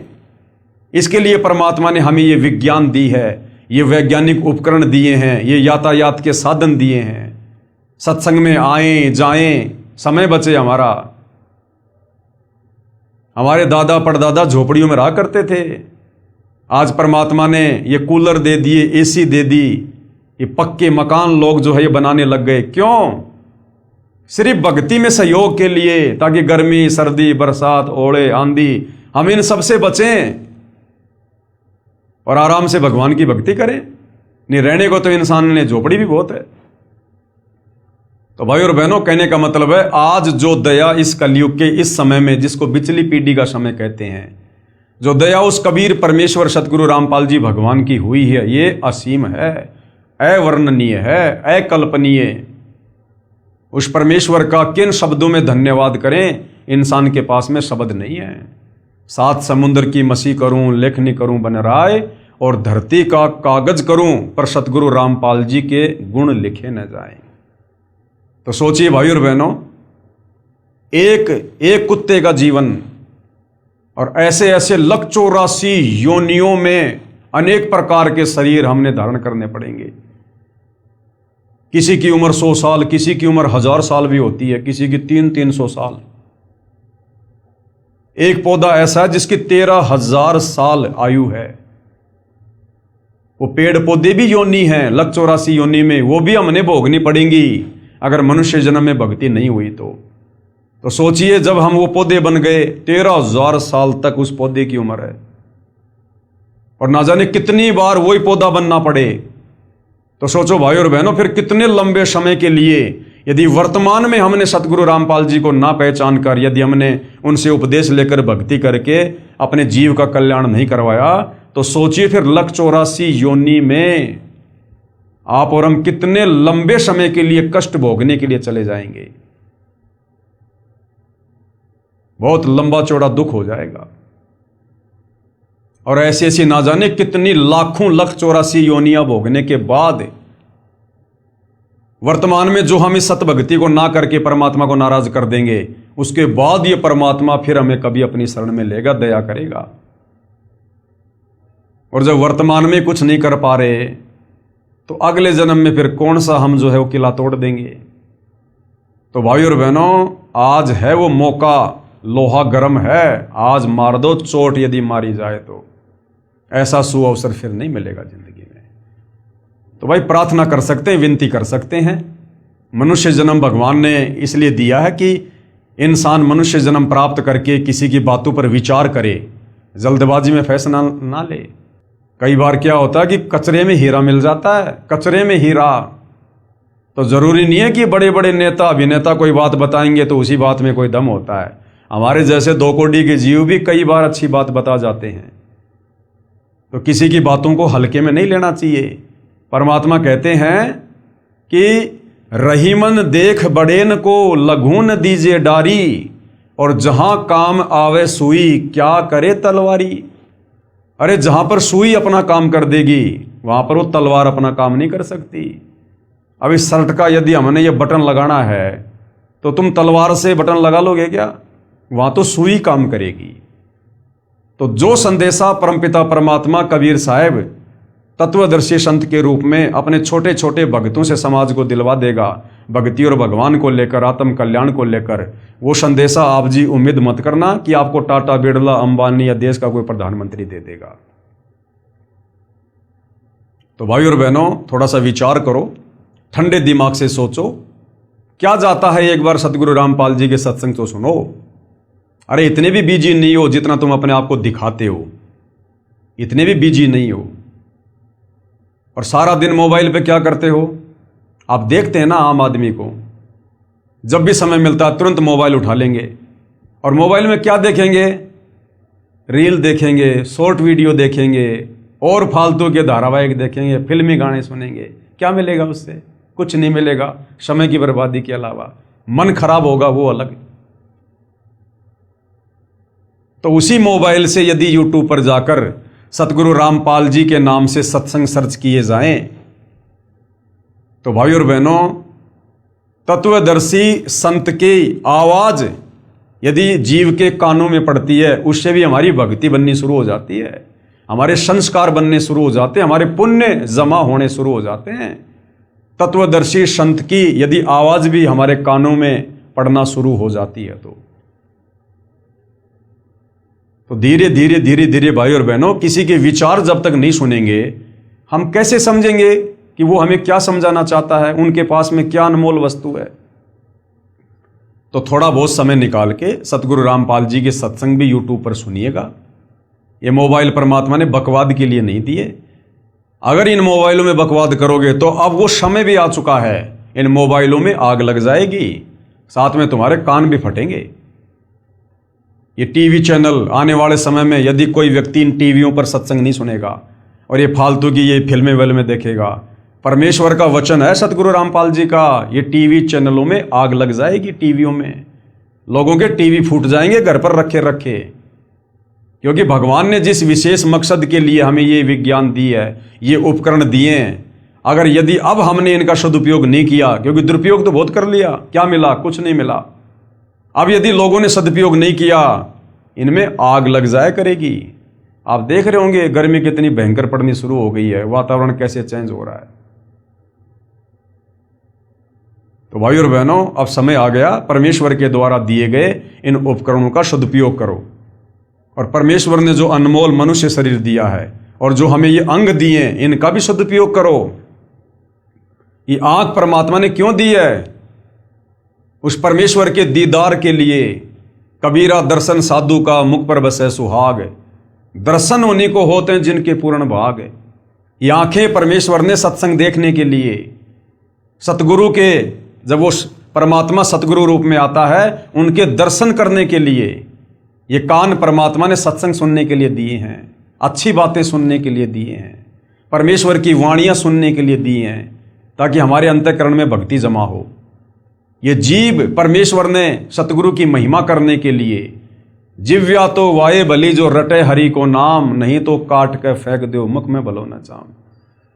अगर मनुष्य जन्म प्राप्त करके इस जिव्या से यदि हमने सतगुरु का गुणगान नहीं किया, सतगुरु की महिमा नहीं की, यदि हमने सतगुरु का ज्ञान प्रचार नहीं किया, सतगुरु के द्वारा दिए गए मंत्रों का जाप नहीं किया, तो अगले जन्म में परमात्मा जीव छीन लेगा। यानी गधे बनेंगे, लक 84 में जाएंगे, बैल बनेंगे, जीव भी होगी, लेकिन हम जीव का सदुपयोग नहीं कर पाएंगे। कल को यदि उस बैल के पैर में कोई कील चुभ गई, वो बैल जिसके मुंह में जीभ है, वो बोल के नहीं बता सकता कि मेरे पैर में कील चुभी है, मुझे पीड़ा हो रही है।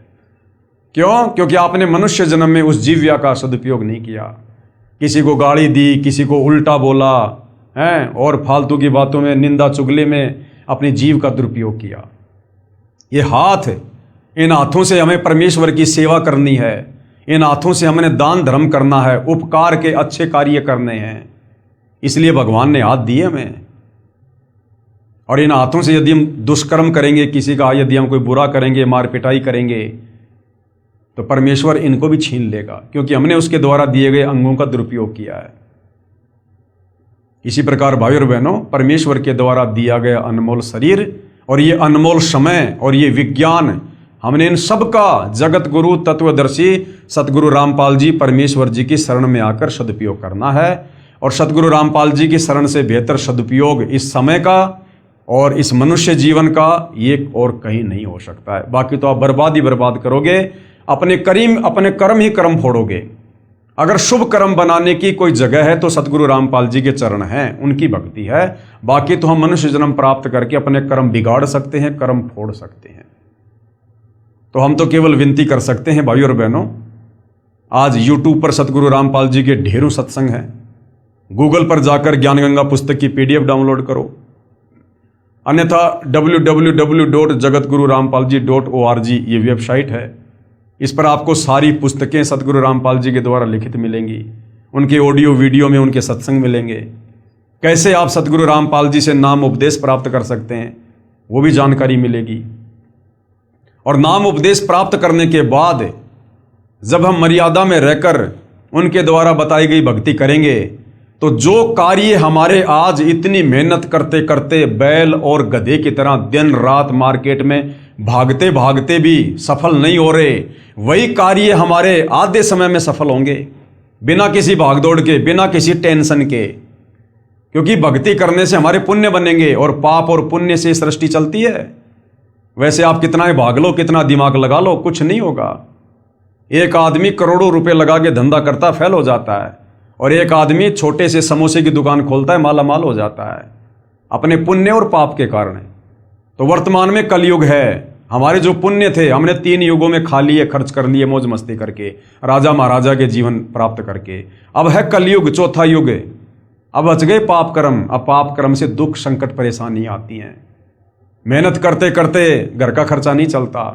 आदमी फिर क्या करता है, गलत रास्ते अपनाता है, चोरी जारी ठगी मिलावट रिश्वतखोरी, और ज्यादा कर्म बिगड़ने शुरू हो जाते हैं। घर में पैसा तो आता दिखाई देता है, लेकिन हमारे कर्म कितने बिगड़ रहे हैं। और जब उन कर्मों का दंड भोगने का समय आएगा, फिर रोएंगे ऊपर मुंह करके, हे भगवान मैंने क्या कर दिया। तो भाई और बहनों, आज इतना अच्छा मौका है, जो कार्य आज आप 18-18 घंटे करके ओवर टाइम करके और फिर भी आप इतना मेहनताना प्राप्त नहीं कर पा रहे, सतगुरु रामपाल जी की शरण में आने के बाद आपको ओवर टाइम भी करने की जरूरत नहीं पड़ेगी। उस परमेश्वर की शक्ति से, समर्थता से आप और हमारे कार्य चुटकियों में सिद्ध होंगे। चुटकियों में आंखों में आंसू भर भर के रोया करेंगे, परमात्मा पहले सद्बुद्धि क्यों नहीं आई, पहले क्यों गधे और बैल की तरह भाग रहा था अज्ञानता में। क्योंकि फिर भगवान भगत को भक्ति के लिए समय भी देगा और भगत के विश्वास के लिए उसके कार्य भी सिद्ध करेगा अपनी तरफ से, अपनी समर्थता से। और कैसे कार्य होंगे, सतगुरु रामपाल जी कहते हैं, जैसे पहले हम इन पशुओं को चारा खिलाने के लिए और हाथ का जो गंडासा होता था उससे वो चारा काटा करते थे हम। कितना समय लगता था, 2-3 घंटे, तब जाकर 1 या 2 पशुओं के लिए 2 छाबड़ी 1 छाबड़ी चारा होता था। और आज लाइट आ गई, जिसने लाइट का कनेक्शन ले लिया, घर में मोटर लगा ली और चारा काटने वाली मशीन लगा ली, आज वो 1 घंटे में पूरे गांव के पशुओं के लिए चारा काट सकता है। तो पावर का उसने कनेक्शन ले लिया, जिस कारण से अब वो इतने कम समय में इतना लाभ प्राप्त कर रहा है। तो जब तक हम सतगुरु रामपाल जी की शरण में नहीं आते हैं, तब तक समझो हम जो भी मेहनत कर रहे हैं ना, हम हाथ के गंडासे से सारा काम कर रहे हैं।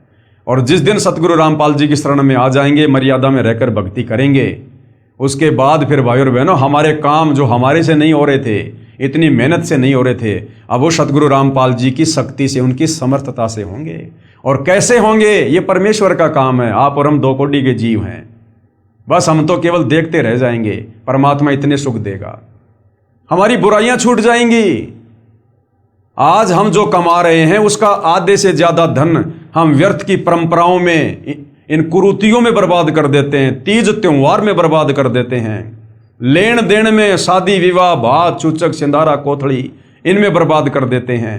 ऊपर से बीड़ी सिगरेट का नशा, मांस खाना, जुआ खेलना, ये सट्टे लगाना, इनमें बर्बाद कर देते हैं। तो सतगुरु रामपाल जी के सत्संग सुनने के बाद, उपदेश लेने के बाद, ये सारी तो बुराइयां छूट जाएंगी।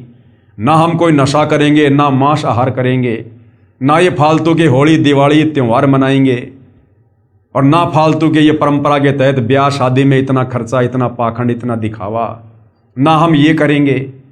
तो बताओ फिर खर्चा होगा कहाँ? जो कमाएंगे वो भी ज्यादा रहेगा हमारे पास में, खर्च ही नहीं हो पाएगा। और अपने गुरुदेव भगवान को दान धर्म करेंगे, 1 रुपया देंगे, भगवान 1000 देगा रिटर्न समय आने पर। 1000 किसी भगत ने फिर किसी के आगे हाथ फैलाने की जरूरत नहीं पड़ेगी। गुरुदेव कहते हैं, मांगे सो ही बढ़वा कहिए, दर दर फिरे अज्ञानी, और जोगी जोग संपूर्ण जिसका मांग ना पीवे पानी। तो परमात्मा ऐसे माला माल कर देगा, वरना क्या आवश्यकता है भगवान की भक्ति की? अगर ऐसे ही अगर घसीट घसीट के चलना है सांप की तरह, मेहनत करते करते, फिर क्या आवश्यकता है भगवान की भक्ति की? तो भाई और बहनों, अभी तक हमने भगवान को जाना ही नहीं, हमारे धर्म गुरुओं ने भगवान की पहचान करवाई नहीं। अब सतगुरु रामपाल जी ने आके बताया कि परमात्मा क्या शक्ति है, क्या पावर है, क्या काम करती है। एक बार भगवान की शरण में आकर देखो, उसके बाद देखो कैसे हमारे कार्य होते हैं, कितनी आत्म संतुष्टि मिलेगी, कितना धैर्य होगा, कितने संयमित हो जाएंगे। और जो चिंता हमें सताए जाया करती थी भविष्य को लेकर, आगे को लेकर, वो चिंता समाप्त है, क्योंकि हमें खुद भविष्य का पता चल जाएगा ना।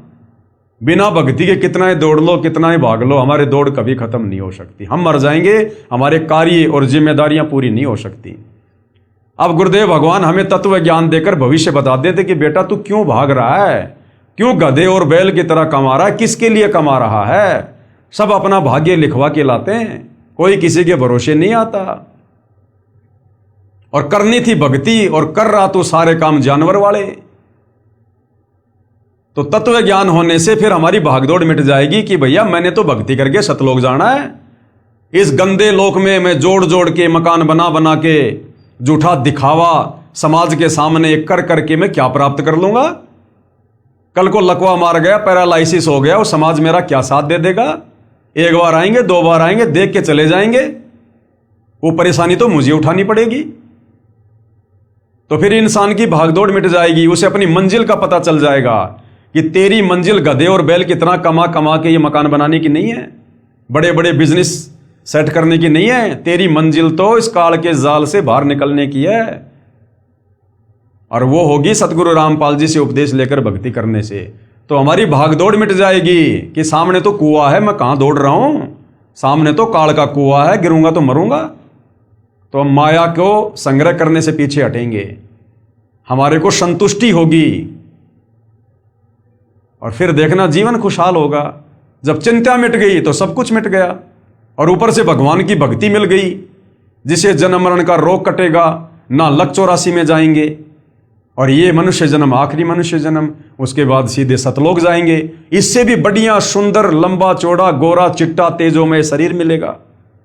वहां ना सतलोक में कोई काम करना, ना वहां कोई लड़ाई झगड़ा, ना कोई टेंशन, ना कोई भागा दौड़ी, कुछ नहीं। अपने कबीर भगवान के भंडार से सारी सुविधा है, हम तो सोच भी नहीं सकते इस गंदे लोक में। जैसे गुरुदेव कहते हैं, एक तो नमक की बोरी और एक खंड की बोरी, दोनों का रंग एक जैसा, लेकिन नमक का स्वाद अलग और बूरा का स्वाद अलग। तो ऐसे ही भाइयों और बहनों, जैसा ये हमें दिखाई दे रहा है ना, यहाँ पर कितना अच्छा ये धरती, बाग बगीचे, घूमने फिरने की जगह, पहाड़, नदियां, ऐसा ही सतलोक है। ये 21 ब्रह्मांड सतलोक का ही एक टुकड़ा है। लेकिन यहां तो ये 5 तत्व से बने हुए हैं, ये मिट्टी और पत्थर के हैं, वहां पर वो नूर के हैं, हीरे मोती लाल के पहाड़ हैं, वहां पर दूध दही शहद की नदियां बहती हैं, सबके अपने अपने पर्सनल बड़े बड़े महल हैं, सबके महलों के आगे पर्सनल विमान हैं, और जो हमारी इच्छा होगी वो ही तुरंत वहां पर होने लग जाएगा। इच्छा से, हाथ पैर नहीं चलाने वहां पर, बस इच्छा की कि भोजन इसी समय तुरंत जो चाहोगे, जितने प्रकार के पकवान चाहोगे, बस इच्छा करने की जरूरत है, तुरंत सामने टेबल पर लगे हुए मिलेंगे। नूरी भोजन, उस भोजन को करने के बाद कोई पेशाब नहीं, कोई लेटरिन नहीं, कोई डकार नहीं, कोई पेट नहीं फूलना, ना किसी की तोंद आनी, ना कोई कमजोर होना, ना शरीर में कोई रोग है, कुछ नहीं, ना कोई दाढ़ी वाड़ी करनी रोजाना फाजाना, कुछ नहीं वहां पर, ना रोजाना कोई कपड़े बदलने, वहां पर अमर चीर हैं, अमर वस्त्र हैं, ना कपड़ों को धोने की जरूरत है, ना साबुन लाने की जरूरत है, ना माता पिता को अपने बच्चों की चिंता, ना वहां कोई गुमता है, ना वहां किसी सिंह, भेड़िए, भालू, सांप का कोई डर है। तो भाइयों और बहनों, वहां का तो वर्णन ही करना नामुमकिन है। ये तो हम उतना ही बता सकते हैं जितना गुरुदेव भगवान ने संकेत किया हुआ है, केवल बता सकते हैं, बाकी असली आनंद तो वहां जाकर ही भोगेंगे। लेकिन वहां जाएंगे कैसे? तत्वदर्शी संत की शरण में आकर और उनके बताए अनुसार आजीवन मर्यादा में रहकर भक्ति करके। और ये जो हम देख रहे हैं ना, इस काल का ये नश्वर संसार, इसमें चाहे कितनी सुविधा दिखाई दे रही है हमें वर्तमान में, कितनी भी बड़े बड़े राजपद हैं, बड़ी बड़ी कार हैं, कोठियां हैं, धन है, बड़े बड़े बाग बगीचे हैं, लोगों के पास में हैं, बड़ी बड़ी प्रॉपर्टियां, कुछ भी हैं, हमने जरा भी आस्था नहीं रखनी।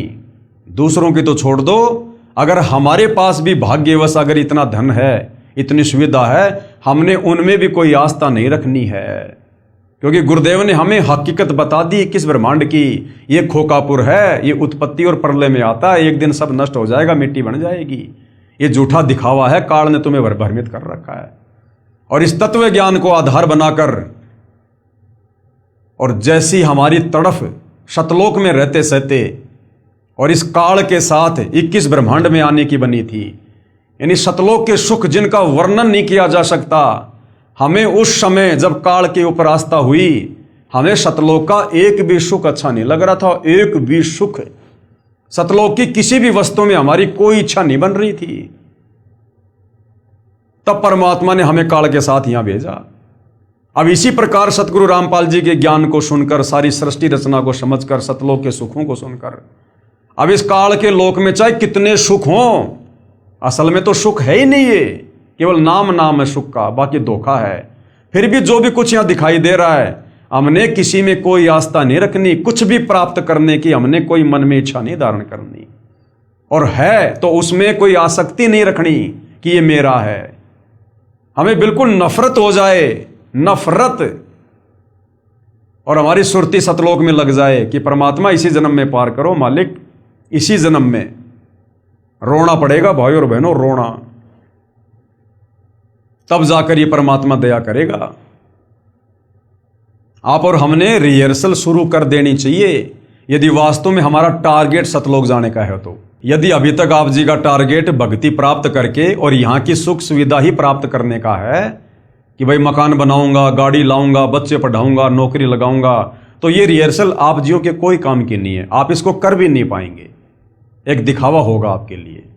और जिन आत्माओं ने वास्तव में इस ज्ञान को अच्छे से समझ लिया और जिनका टारगेट सतलोक है कि परमात्मा इसी जन्म में, अब की बार लग 84 से पार, तो उन आत्माओं ने रिहर्सल कर देनी चाहिए रोजाना, अपने गुरुदेव के चरणों में एकांत में बैठकर अपने घर पर दरबार साहिब में, और ये विचार करना चाहिए गहराई से कि मान लीजिए अगर मेरे पूज्य गुरुदेव भगवान विमान लेकर आ जाते हैं और मुझे कहें कि बेटा या बेटी चल बैठ, विमान आ गया, चलो सतलोक, उस समय मुझे कौन कौन सी वो चीजें हैं, कौन कौन सी वो काललोक की नश्वर संपत्ति है जो मुझे विमान की तरफ जाने से रोकेगी, या विमान की तरफ जाते समय रह रहकर मुझे उनकी याद आएगी। वो कोई मेरा बेटा है या बेटी है, पोता है, पोती है, कार है, कोठी है, संपत्ति है, माँ बाप है या पत्नी है, क्या है। एक मन में एक विचार कीजिए, कल्पना कीजिए कि जैसे मैं बैठा हुआ हूं, इधर मेरा मकान है, मेरा परिवार है, सारी सुख सुविधा है, और इधर मेरे गुरुदेव भगवान विमान लेकर आ गए और कह रहे हैं बेटा आजा फटाफट सतलोक के लिए चल। अब मुझे कौन सी वो चीज है इस संसार की जो मुझे विमान की तरफ जाने से रोकेगी? वो बैठकर हमने चिंतन करना पड़ेगा, ये कल्पना करनी पड़ेगी कि हकीकत में गुरुजी आ गए और मुझे बुला रहे हैं। अब मुझे वो बेटा याद आएगा, बेटी याद आएगी, कार, कोठी, संपत्ति, पैसा, क्या मुझे याद आएगा? अगर कोई ऐसी वस्तु है जो आपको खींच रही है अपनी तरफ, आपको याद आ रही है कि अभी भी तो मकान बनाया है, अभी तो इसमें इतने पैसे लगा दिए, अभी गुरुजी विमान लेके आ गए, अभी तो मेरा पोता होने वाला है, मैंने तो मुंह भी नहीं देखा। तो अगर इस प्रकार की कोई वस्तु हमें रोक रही है, टोक रही है, तो गुरुदेव कहते हैं वो वस्तु बेटा तुम्हारे लिए काल का फंदा है, वो काल का जाल है, काल का षड्यंत्र है। अभी तेरी आस्था उन्हीं चीजों में है, तो तू रिहर्सल कर उन चीजों से पीछा छुड़वाने की कि अगर मैं रह गया और नहीं जा पाया, फेल हो गया, या परमात्मा ने मुझे छोड़ दिया, तो वो बेटा, बेटी, पोता, पोती, ये कार, कोठी, मकान सदा मेरे साथ नहीं रहने वाला है। आज नहीं तो 10 साल बाद ये मेरे हाथ से निकलेंगे। भाई मैं मरूंगा तो ये बेटा भी छोड़ना पड़ेगा, बेटी भी छोड़नी पड़ेगी, कार, कोठी, पोता, पाता सब छोड़ना पड़ेगा। तो ये तो वैसे भी छोड़ना है, तो क्यों ना आज ही छोड़ दूं। ये मौका फिर नहीं मिलेगा दोबारा जो सतगुरुदेव आ गए विमान लेकर। तो भाई और बहनों, अगर उस समय पैर में चप्पल नहीं है तो चप्पल पहनने की भी नहीं सोचनी कि गुरुजी मैं चप्पल पहन के आ जाता हूं, इतने में फेल हो जाओगे। अगर ये भी कह दिया ना मैं चप्पल पहन के आ रहा हूं, तो समझो चप्पल में आस्था है। अभी हमने ये भी नहीं सोचना, उस घर की तरफ, उस मकान की तरफ, उस परिवार वालों की तरफ देखना भी नहीं है, सोचना भी नहीं। हमने तुरंत जाके विमान में बैठ जाओ कि परमात्मा ऐसे ऐसे परिवार, ऐसे ऐसे घर बार, ऐसे ऐसे परिवार, ये तो कुछ भी नहीं है। कोटि जन्म तू राजा की न मिटी न मन की आशा, भिक्षुक होकर दर दर घूम लिया, मिला ना निर्गुण राशा। हमने राजा अब्राहिम जैसे मनुष्य जन्म प्राप्त किए हैं, राजा हमने जनक जैसे मनुष्य जन्म प्राप्त किए हैं। अरे आज तो एक ही पत्नी होगी। अब्राहिम के जीवन में तो 16-16 हजार औरतें थी, राजा जनक के 10,000 रानियां थी। फिर बेटे कितने होंगे, पोता पोती कितने होंगे, और राजा के ठाठ बाट कितने होंगे। आज मैं एक मकान के लिए मरूंगा, इन पोता पोतियों के लिए जो मिट्टी के पुतले हैं, कल को ये भी मरेंगे, और ऐसे ऐसे पोता पोती, ऐसे ऐसे बीवी, माता पिता, मकान, मैं अरबों खरबों बार मनुष्य जन्म प्राप्त करके यहीं पर पैदा कर करके यहीं पे छोड़ छोड़ के जा चुका हूं। तो इस एक को छोड़ने में मुझे क्या देरी, क्या दिक्कत है, जब मुझे सदा सदा के लिए मुझे ओरिजिनल पोता पोती, बेटा बेटी, कार कोठी सब कुछ मिलेगा, एक नूर का मिलेगा, तत्व का मिलेगा। तो भाई और बहनों, हमने इस काल के जाल को इस प्रकार से चिंतन करके हमने खुद ही काटना पड़ेगा। नहीं तो अंत समय में यदि इस प्रकार की वृत्ति हमारी, क्योंकि भगवान तो इसी प्रकार से आएंगे लेने के लिए, अचानक से आएंगे कि बेटा आ जा, विमान तैयार है, और किसी को दिखाई नहीं देगा, हमें दिखाई देगा। और यदि उस समय हमारी आस्था किसी में जरा सी भी रह गई, हम तो रह गए, काम बिगड़ गया। भगवान तो अंदर से देखेगा ना, ऊपर से चाहे तुम कैसा भी दिखावा करो, गुरुजी तो अंदर से देखेंगे कि इसके अंदर क्या चल रहा है, किन चीजों में इसका प्यार, प्रेम, मोह, ममता, आसक्ति है। तो भाई और बहनों, हमने आज से ही गुरुदेव के चरणों में बैठकर इस प्रकार के रिहर्सल शुरू कर देनी चाहिए, तब जाकर हम अंत समय में इस परीक्षा में सफल हो पाएंगे। ये रिहर्सल हमने पहले करनी पड़ेगी। अब कोई पहलवान है, उसने इंटरनेशनल लेवल पर कुश्ती करने जाना है, तो सीधा थोड़ी जाता वो, पहले यहाँ उसको रिहर्सल करवाई जाती है, उसकी देह तुड़वाई जाती है, तब जाकर 2, 4, 5, 10 साल बाद में वो उस लेवल पर खेलने के योग्य बनता है। तो गुरुदेव हमारी यहाँ पर देह तुड़वा रहे हैं, इस स्थूल शरीर में हमारी रिहर्सल करवा रहे हैं। अब गुरुदेव ने तो सब कुछ बता दिया, सब कुछ कह दिया, जो देना था वो दे दिया भाई और बहनों। अब गुरुदेव के पास इससे ज्यादा देने के लिए कुछ भी नहीं है। अगर इससे ज्यादा, वैसे तो भंडार है मालिक के पास में, लेकिन दे दिया तो हमारी बुद्धि उसको स्वीकार नहीं कर पाएगी। हमारा 1 GB का मेमोरी कार्ड है और भगवान की अनंत करोड़ GB का ज्ञान है, तो भगवान उतना डालेगा जितना हम ले सकते हैं, जितना हमारी कैपेसिटी है। तो हमारी कैपेसिटी के अनुसार परमात्मा ने हमें सारा भक्ति का कोर्स दे दिया, हर प्रकार से समझा दिया, बता दिया। अब भाई और बहनों, आप और हमने रिहर्सल करनी पड़ेगी यहां से बाहर निकलने की। जबरदस्ती हाथ पकड़ के काल के साथ किए गए एग्रीमेंट के अनुसार गुरुजी नहीं लेके जाएंगे।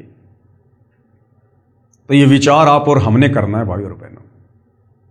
तो बहुत बड़ी दया है, बहुत बड़ी रजा है गुरुदेव भगवान की, जो हम उनके आशीर्वाद से इस घोर, इस कलयुग में अध्यात्म को लेकर इतना चिंतन मनन कर पा रहे हैं। आज इस उम्र में और संसार की चक्काचौंध में, भाग दौड़ में, इस वैज्ञानिक युग में हम संसार की नश्वर चीजों को प्राप्त करने के बजाय, उनमें भागा दौड़ और समय बर्बाद करने के बजाय हम परमात्मा की प्राप्ति के लिए संघर्ष कर रहे हैं, हम प्रयत्न कर रहे हैं। तो भाई और बहनों, ये सतगुरुदेव रामपाल जी भगवान के विशेष आशीर्वाद और उनके संरक्षण के बिना नहीं हो सकता। अगर आप इतना सब कुछ सोच रहे हैं, विचार कर रहे हैं, तो समझ लो आपकी जमानत गुरुदेव भगवान ने काल से ले रखी है। और जो काल के अंडर में है, देख लो उनकी क्या दुर्गति हो रही है। दिन रात इधर से उधर भाग रहे हैं, इधर से उधर, भूल गए भक्ति और भगवान को भी। तो भाई और बहनों, विनती कर सकते हैं, प्रार्थना कर सकते हैं, बाकी सोचना, समझना, विचार करना, चिंतन मंथन करना, ये देखो आप और हमने स्वयं ही करना पड़ेगा। हमने हर दिन को ये सोचकर भक्ति मार्ग पर चलना होगा कि आज मेरा इस काल के लोक में अंतिम दिन है, कभी भी गुरुदेव भगवान मुझे लेने आ सकते हैं। अब मुझे क्या करना चाहिए, किस प्रकार से तैयार रहना चाहिए। जिस प्रकार लड़की होती है, जब उसका दूल्हा उसको लेने के लिए आता है शादी करने के लिए, वो लड़की इतनी तैयार रहती है, वो ऊपर से दिखावा करेगी रोने का, धोने का, मायूस रहने का, लेकिन अंदर से उसके लड्डू फूट रहे होते हैं। वो जाते समय माँ बाप, भाई बहन, उस मकान को, उस जमीन को, वो सबको नजरअंदाज कर देती है। उसको केवल अपना पति दिखाई देता है कि मैं अपने पति के साथ जाऊंगी अपने नए घर में। तो उसी प्रकार से भाई और बहनों, आप और हमने भी, हमारा जो पति है, जो परमेश्वर है, हमने उसके साथ जाने के लिए इस प्रकार से अंदर से तैयार होना है। बाहर से तो जब तक जिएंगे तब तक जैसी जिम्मेदारी है सब निभाएंगे, प्यार प्रेम से भी रहेंगे, काम धंधा भी करेंगे जब तक हाथ घोड़े चलेंगे, लेकिन अंदर से उस लड़की की तरह और किसी में कोई आस्था नहीं होनी चाहिए। लोग 1-1 इंच जमीन के टुकड़े के लिए लड़ मरते हैं, और वो लड़की अपने बाप की करोड़ों की संपत्ति को ठोकर मार देती है। एक पल भी नहीं सोचती वो कि मेरा हिस्सा, उसको याद भी नहीं आता। उसको तो जो उसका पति लेने के लिए आ रहा है, शादी करने के लिए, बस वो ही दिखाई दे रहा है। तो इसी प्रकार भाई और बहनों, आप और हमने हमारे पति परमेश्वर सतगुरु रामपाल जी और उनका विमान दिखाई देना चाहिए कि मैंने तो अपने ससुराल जाना है, हालांकि है हमारा वो पीहर, लेकिन यहाँ की तुलना में अब वो हमारा ससुराल हो गया। तो अब हमने सतलोक जाना है हमारे पति परमेश्वर गुरुदेव के साथ में। और यहाँ की ये जमीन जायदाद संपत्ति, माता पिता भाई बंधु, हमने किसी से कोई लेना देना नहीं है। फिर घर में जितने भी उपदेशी हैं सब ने इसी प्रकार से सोचना है। ये नहीं कि सारे भगत बन गए तो लो जी अब बस सारे साथ चलेंगे। यहाँ ना सारे साथ आए थे ना सारे साथ जाएंगे। सब अपनी अपनी इस प्रकार से रिहर्सल करो। भक्तों से भी ज्यादा आपस में चिपकने की जरूरत नहीं है, उतना ही संबंध रखो जितना आवश्यक है। बाकी समय ज्यादा भगवान की भक्ति में और भजन में। तो भाई और बहनों, केवल प्रार्थना कर सकते हैं, इससे ज्यादा हमारे हाथ में और कुछ नहीं है। तो भाई और बहनों, पवित्र पुस्तक ज्ञान गंगा के ऊपर जो वीडियो बन रहे हैं, आज इस वीडियो में केवल इतना ही। कल परमेश्वर की सेवा में फिर हाजिर होंगे। तब तक गुरुदेव भगवान हम सबको आज्ञा दे, आशीर्वाद दे, सद्बुद्धि दे, हमारा मार्गदर्शन करे, हमें भ्रमने और भटकने से बचाए। बंदी छोड़ सतगुरु रामपाल जी परमेश्वर जी की जय हो।